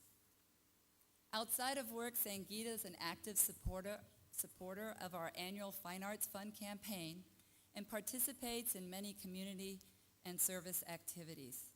She's a passionate golfer, a gourmet cook, and actively involved in diversity and technology forums. Sangita is an exceptional woman and an extraordinary leader. Ladies and gentlemen, recipient of the 2005 National Women of Color Career Achievement Award, Dr. D. Sangita.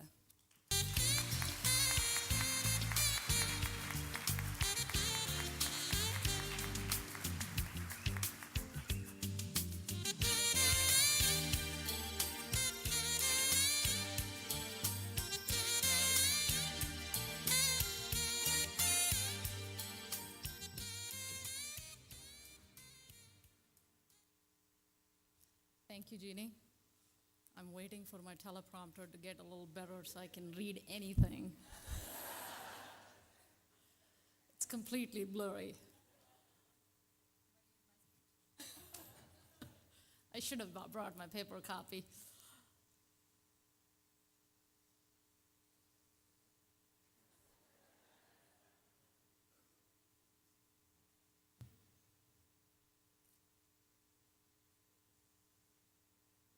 Maybe I can just go on my own because it's not improving any.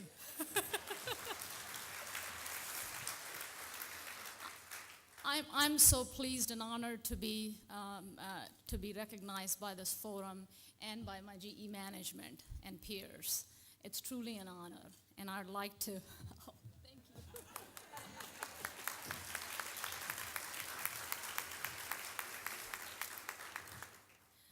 Receiving this recognition gives me great satisfaction and tremendous sense of accomplishment. I would especially like to thank Dan Heinzelman and Gina Rosario for their guidance and support throughout my career, and the support of my GE team at that table. I'd like to thank my dad and my mom for expecting no less from me than my brothers and encouraging me to do my best.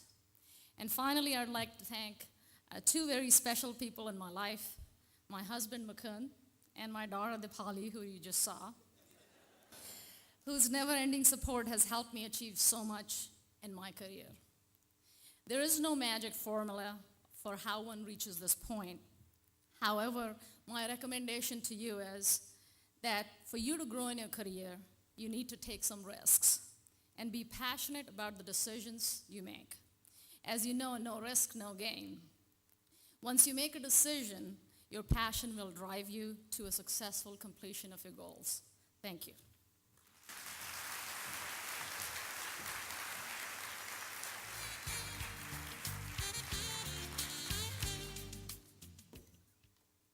To present our next honoree, please welcome back Ted Childs.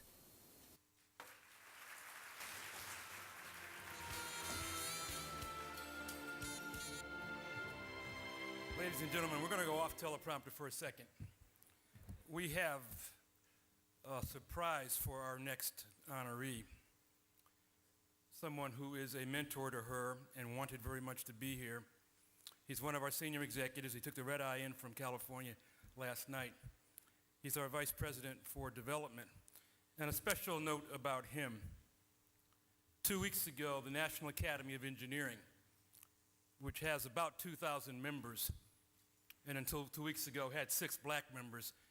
We got the 7th black member last week, and you're about to meet him.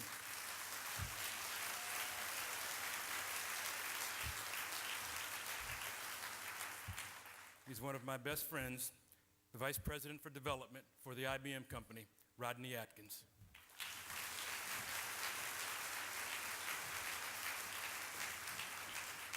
Thank you, Ted, and good evening. It is truly, frankly, a blessing to be here this evening. And since I work on fault-tolerant and high-availability systems, it is okay to go to backup. So that's what I will do here this evening.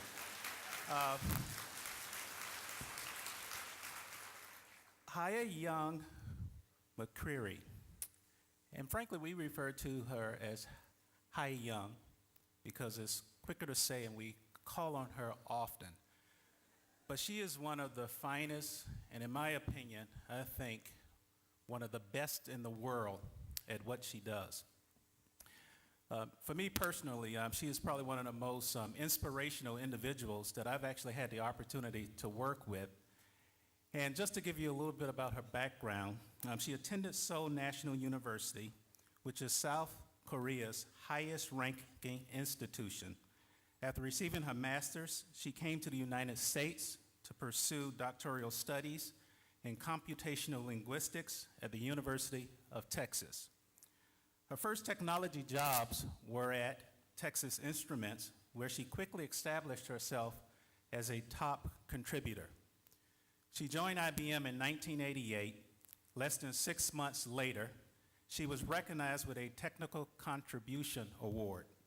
And in 1990, she won a divisional award for her outstanding motivational skills and technical leadership. Today, Hai Young is actually a distinguished engineer, which is one of the top designations in the technical community in IBM. She's responsible for software development, architecture, and release for some of the world's most powerful and complex and sophisticated computing and storage systems. She's also leading the charge for our next generation systems, which will be introduced in the marketplace in 2007 and 2008, which will address a broad range of solutions ranging from business commercial, Unix, supercomputing, and mainframe computing solutions. One last note, just this past June, the product she worked on for the last several years was recognized in the marketplace as achieving #1 in market share in the Unix market. So I think that is a tremendous accomplishment for Hai Young McCready Group. So she leverages her broad background to drive systematic improvements that IBM expects to boost its ability to execute on desired plans and future programs. Simply put, she gets the job done. And by the way, I appreciate that every single day. So ladies and gentlemen, our next recipient of the 2005 National Women of Color Technology Career Achievement Award, Hai Young McCreary.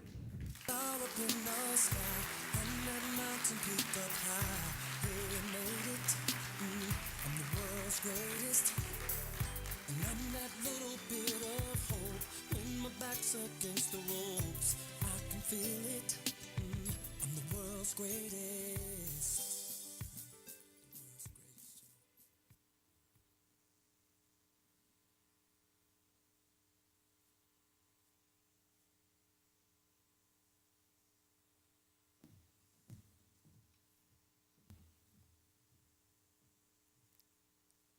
Thank you, Rod, for such a wonderful introduction.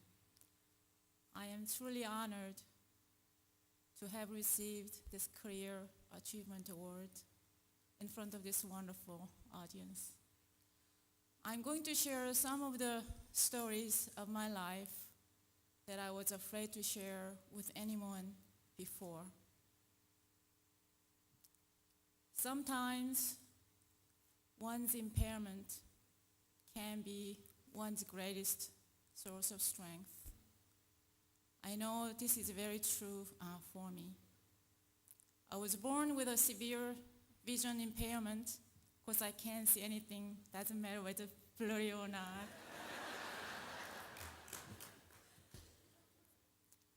It was the first of many barriers that challenged me in my life.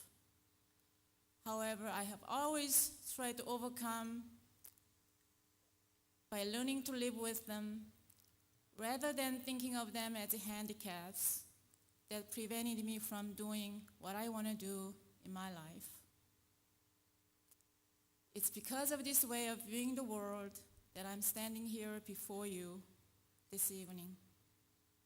This, and of course, many significant people in my life who have believed in me, my mother, my high school teacher, my mentors at IBM,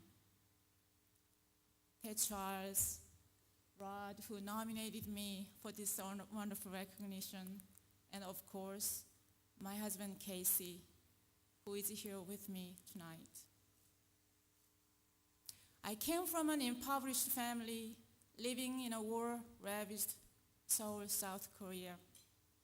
My father lost his business during the war and he never recovered from it. he became an abusive alcoholic. I also had a genetic problem.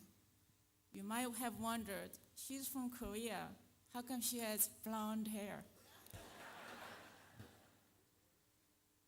I have a genetic problem that left me with different hair color and skin color than others of my culture. People in my country, especially that was right after the war, thought I was the child of an American soldier. So my parents dyed my hair black. It's a beautiful hair, but at that time, that's what they decided to do for me. Until many years later, I came to the United States to continue my graduate study. So I understandably tended to shy away from people. I turned my attention to my studies. I enjoyed the solitude of books. I reveled in learning, especially math and science. I would always sit in front of the class so that I could see a bit better. Eventually, I started tutoring throughout high school to earn money to help support my family.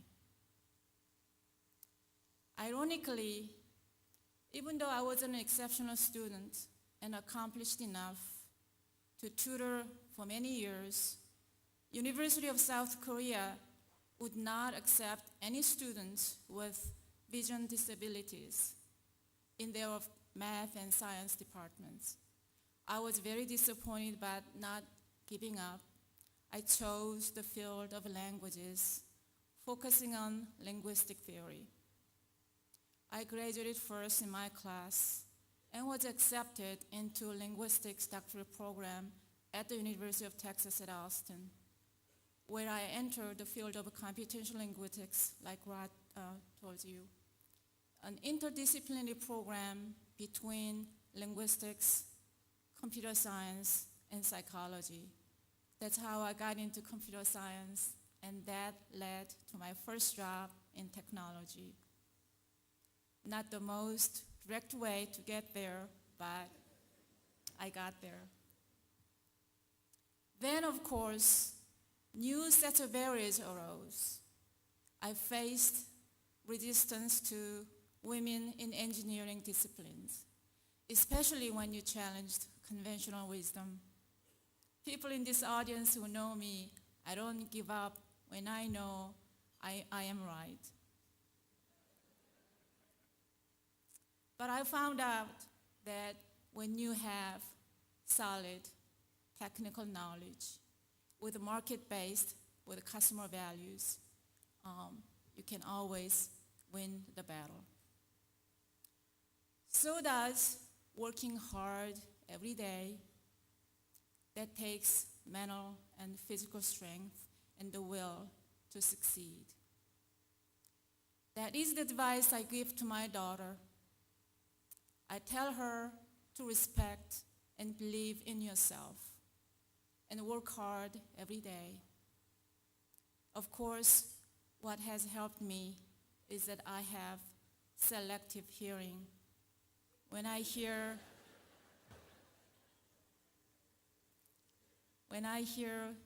the word disability, I only hear ability.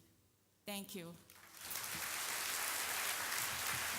And that mountain peak up high, yeah, you made it. I'm the world's greatest. Ladies and gentlemen, to present our next honoree, please welcome the Boeing Company's Director of Production Service, SSG IT Services, Latha Joy Jepson.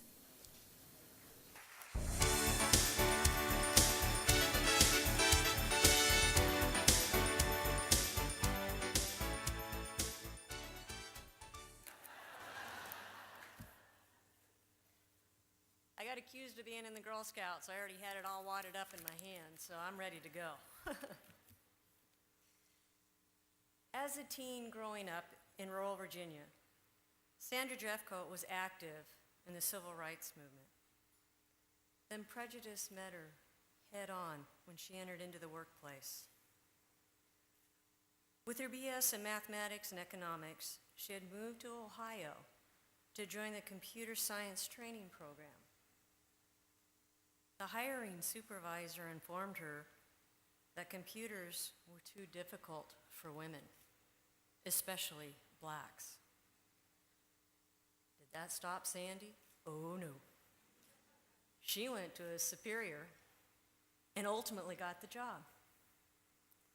Since then, her technical expertise and mastery of the integrated database management systems has resulted in her being hired away by major companies, including DataPoint Corporation, Computer Science Corporation, Eastman Kodak, and finally, by Boeing.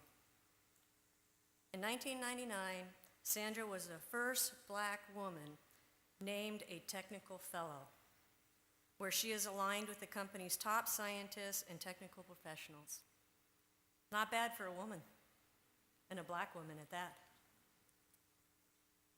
And through it all, she never gave up and has always been a role model for many, both at work and in her community. Thousands of hours she has dedicated to community services, to include volunteering at high-risk high schools, mentoring, coaching, serving on boards, and lately, heading up efforts in the Puget Sound area of Washington for the relief of the Katrina victims. She is a professional colleague, and most important, a true friend. Ladies and gentlemen, the recipient of the 2005 National Women of Color Career Achievement Award, Sandra Jeffcoat.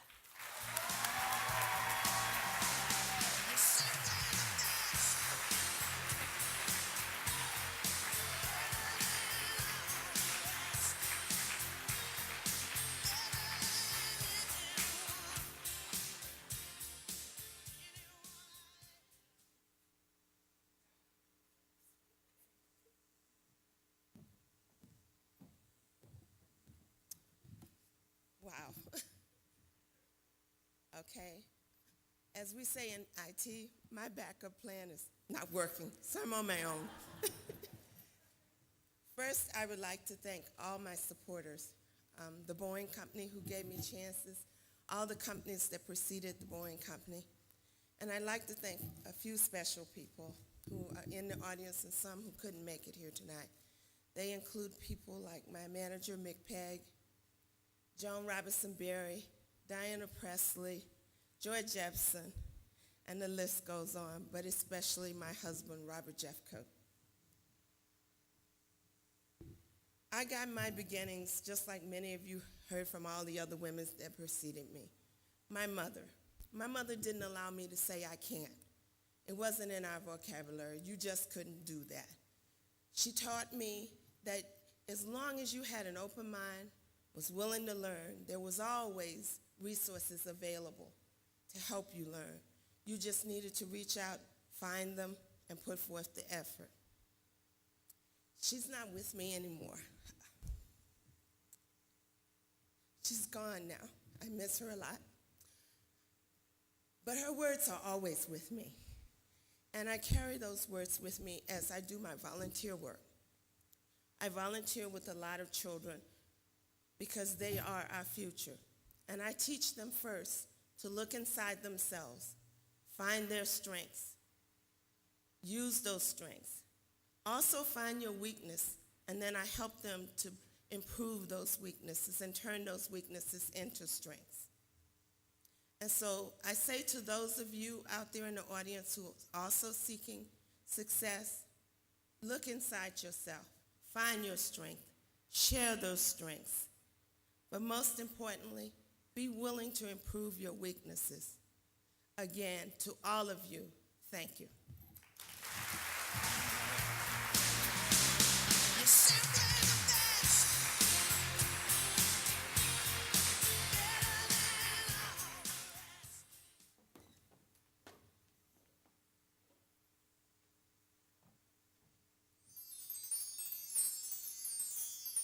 It's time to light candles 9 and 10. Here's to the women who have held on to their dreams, who have not let obstacles deter them, nor words dissuade them, who have had faith in themselves when others didn't. Here's to the women who have marked their lives with achievement, who have chosen the path of integrity, who have made all women of every color and every nationality proud to be one with them. That's all of our 10 candles. And now for our next honorees. Dr. Irene Long grew up dreaming of working in the space program, and that's just what she did.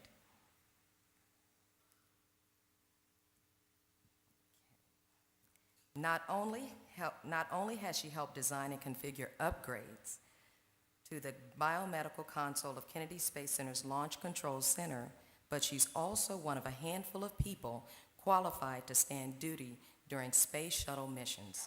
She's a medical doctor, an engineer, a top-ranking government administrator, and for good measure, she has led environmental remediation efforts at the Merritt Island National Wildlife Refuge. Ladies and gentlemen, the recipient of the 2005 Women of Color Lifetime Achievement Award, the incredible Dr. Irene Long.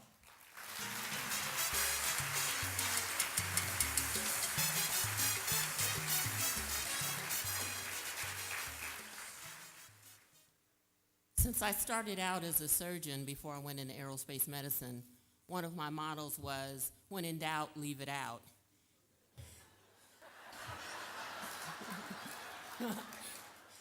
And so since these teleprompters are suddenly working, I guess I won't be able to leave out my speech. The encouragement of both of my parents made it possible for me to achieve my goals, but it was my father who inspired my love for aviation and space. In the 1960s, I watched him soar through the skies as he took flying lessons in my native home of Cleveland, Ohio. In the 1980s, we stood together and watched the shuttle launch on one of its missions in space. And tonight, after achieving his heavenly wings in 2002, I know he's watching me from above as I receive this acknowledgement that both of our dreams have come true. Thank you, Dad.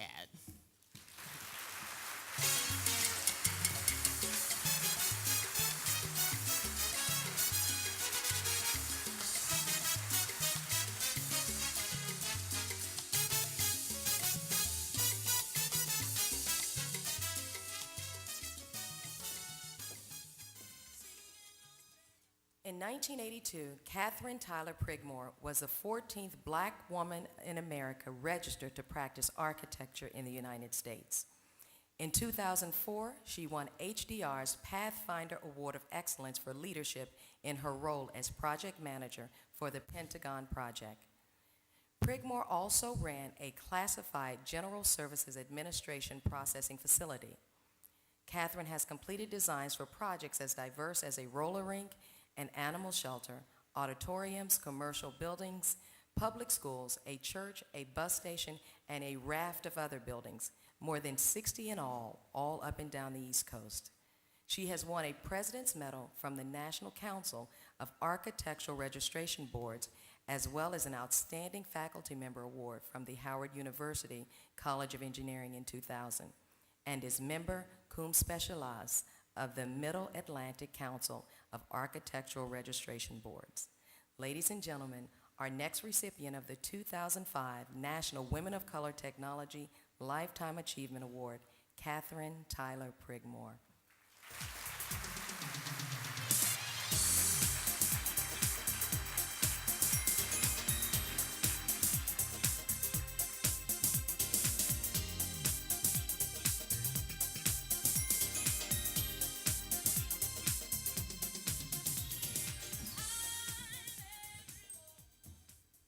Architects design buildings. Buildings shelter and protect. Great architecture inspires. My career provides innumerable opportunities for me to motivate others to seek a different path, one that may not be well traveled, but one which will surely reward them richly. Every time I reach a critical juncture in my life, I hear the crisp, clear voice of Mr. George Weber saying, I am not here to teach. I am here to inspire you to learn. Each time I think of that day, I remember the lines deeply engraved into his chestnut face from years of living and teaching in a segregated America. I clearly see the twinkle behind his eye as he challenged me and my high school government classmates to seek something different and much better from the world than the unfairness and turmoil we had witnessed living and growing up in Alexandria, Virginia, during the end of the Civil Rights era. From him, from my parents, and from countless others I don't have the time to name tonight, I learned that my success is not measured by what I have accomplished for myself, but what I achieve through serving others.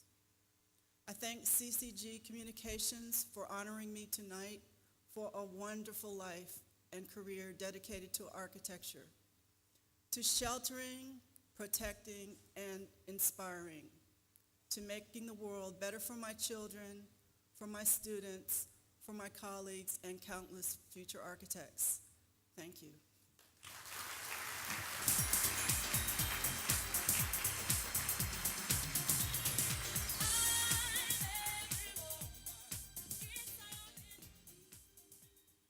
Ladies and gentlemen, to introduce our Technologist of the Year, please welcome back Mr. Ted Childs from IBM.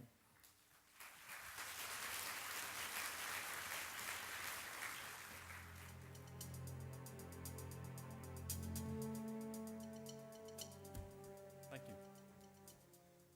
I want to thank my very dear friend Tyrone Taborn for allowing me to introduce Nancy this evening. Likewise, I want to acknowledge Lee Scott, Wal-Mart Corporation's Chief Executive Officer, and his desire to be here tonight and his inability to do so. I want to thank Lee and the rest of the Wal-Mart senior management team for nominating Nancy and for allowing this IBM warrior who worked shoulder to shoulder with her for 30 years to be the bearer of these very good wishes. Nancy Stewart is the epitome of what the Women of Color Technologist of the Year represents in unprecedented accomplishments and trailblazing leadership. She has been at the forefront of everything she has tackled. After graduation, she quickly rose through the engineering ranks of IBM. In 1987, she completed a Sloan Fellowship in Management at MIT. Then she took over as the top executive managing 1,000 people at IBM's Endicott Glendale laboratory. Her R&D team developed the hardware and software for the market-leading 4381 computer system. In 1991, she became the lead IBM executive in a joint GM EDS project and the company's first ever black female vice president.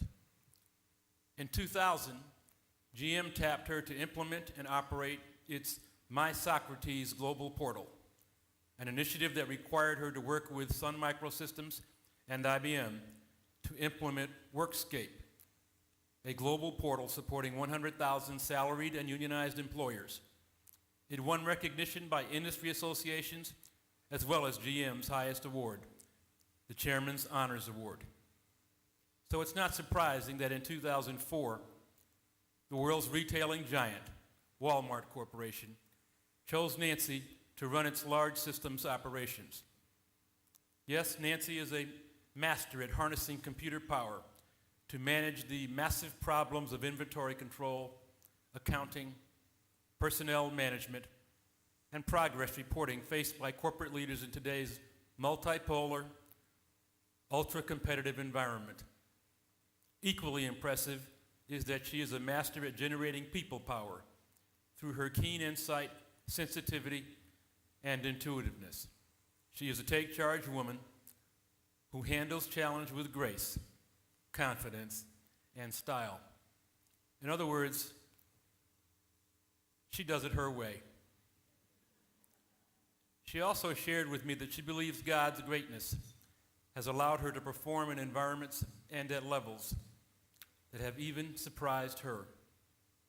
Nancy has supported and attended the National Women of Color Technology Conference since its inception, and I can't think of a more deserving person to be standing up here than my dear friend and sister. Ladies and gentlemen, the 2005 National Women of Color Technologist of the Year Award, Nancy Stewart.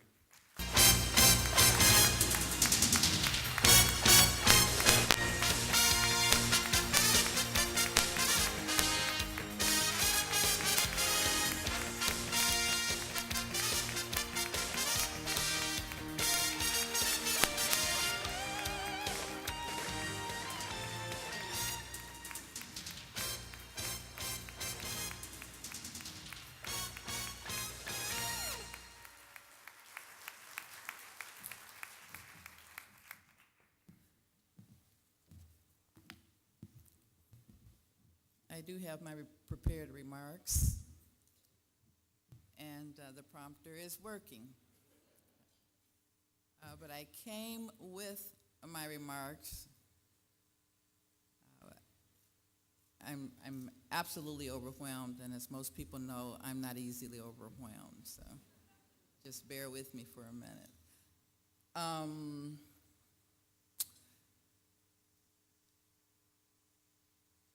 It's just been very, very exciting for me to be standing here in front of you to represent women of color, to represent women relative to the challenges that we've faced, the challenges that we continue to face, and the opportunities that are really presented to us.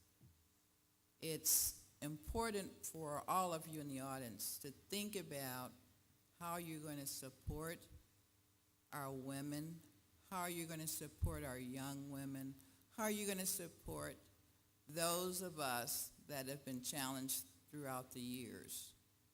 You know, one of the things that Ted said, and it's important for me to tell you about this and to tell you this little story, is that although I did rise through the engineering ranks at IBM, I was offered the opportunity when I was a senior engineer at IBM to move into management because at the time at IBM, and it was IBM, that I was told that I could be more successful if I were to go into a management track than if I were to stay in engineering.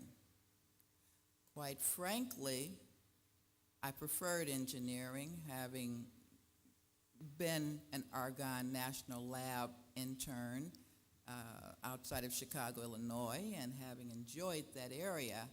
But I chose to listen to my management and to go up the management route at IBM. And as a result of having done that, I rose to the level of corporate vice president at IBM. And the guy to my right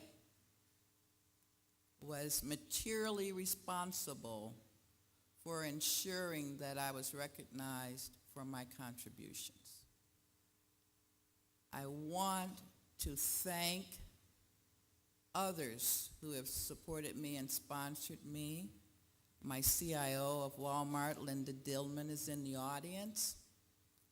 Linda Dillman and I, we've had our challenges in the, I think it's 19 months, going on 19 years that I've worked at Wal-Mart.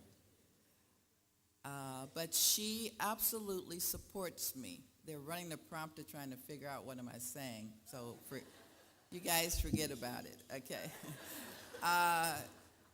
She supported me. I want to thank Lee Scott for his support of me.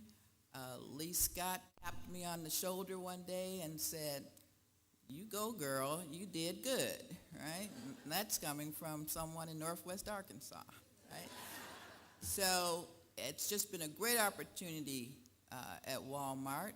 It was an outstanding opportunity at IBM. I really have enjoyed myself.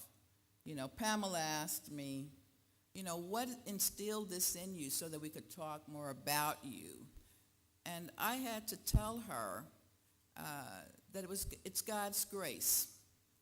It absolutely is the grace of God that I stand before you, and I am not somewhere in Detroit, Michigan, on the west side of Detroit, not doing anything other than watching TV, right? So you have to appreciate that. I have to appreciate my mentors. I have to appreciate people like Norm Henry, who was a branch manager in that same Detroit office when folks felt that I couldn't be successful because I was such an introvert. And I was an introvert. And I was an introvert in a marketing organization, a sales organization. And that I couldn't be successful in a sales organization because I didn't smile enough. And I had to learn to smile. And I learned to smile. I learned to smile better than 90% of the people in the branch, right? You know, because my money was dependent on it, right? Hello. Tyrone, just give me a few more minutes here. So I succeeded in that branch office. When I left that branch office, General Motors asked for me to come and work for them because they felt it was that important, the work that I was doing. But I absolutely loved IBM, and I loved what I was doing, and I loved the success there. You know, and we talk about being the only black person or the only this or the only that. Clearly, based on the things that, you know, Ted mentioned about me, those were my experiences. There were times that I would be in an audience this size, and I'd be the only woman in the room. Not only the only black woman in the room, because I was supporting something called Large System MVS Systems. And so I had to get over that. And I got over that not because of any importance, because as I speak to you about God's grace, I also speak to you regarding the matriarch that I've come from. I speak to you because of my grandmother, my mother, my aunt Mary, who passed from cancer of the pancreas.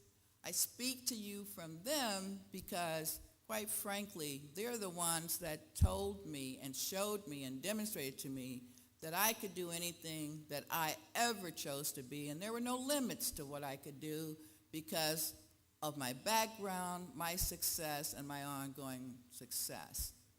So as I look back and as I look forward, it's absolutely critically important to me that I leave a legacy of empowering women. I mean, I really want that to be the legacy that I have. I spent time with women here, and I think we had some great times, ladies, in our sessions. I really enjoyed it, and I really enjoyed you. And I think we need to continue things of that nature. And it's absolutely critically important that companies like IBM, General Motors, Wal-Mart, that we continue to embrace women of color, embrace all women in order to ensure that we can have the kind of world that we need. You know, and I stand here, I really want to challenge all of you to be the matriarch that I had, to be the mentor that I had. I had Norm Henry. I had Dr. Peter Schneider. I had Ted Childs. I've got Linda Dillman. I've got a gentleman by the name of Dan Phillips who embraced me from the day that I called him on the phone to interview for Wal-Mart. I've had that kind of mentorship I've had those folks standing beside me, and I need for you to do the same for others. Because if you do that, you will leave such an impression on someone or some set of folks that the problems that we're now experiencing will be minimized, will end. And I tell you folks, we will be able to transform this world into such a better place for ourselves, our children, and those ones to come. Thank you so much.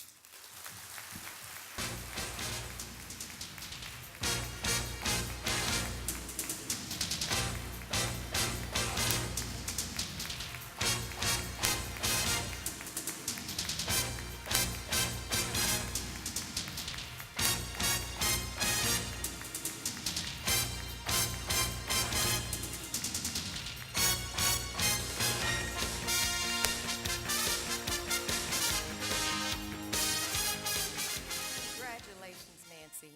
And on behalf of Daimler Chrysler, we congratulate all of tonight's honorees. We invite you to join us as we celebrate at our after party upstairs in the Plaza Ballroom. You've been a wonderful audience. Have a great evening.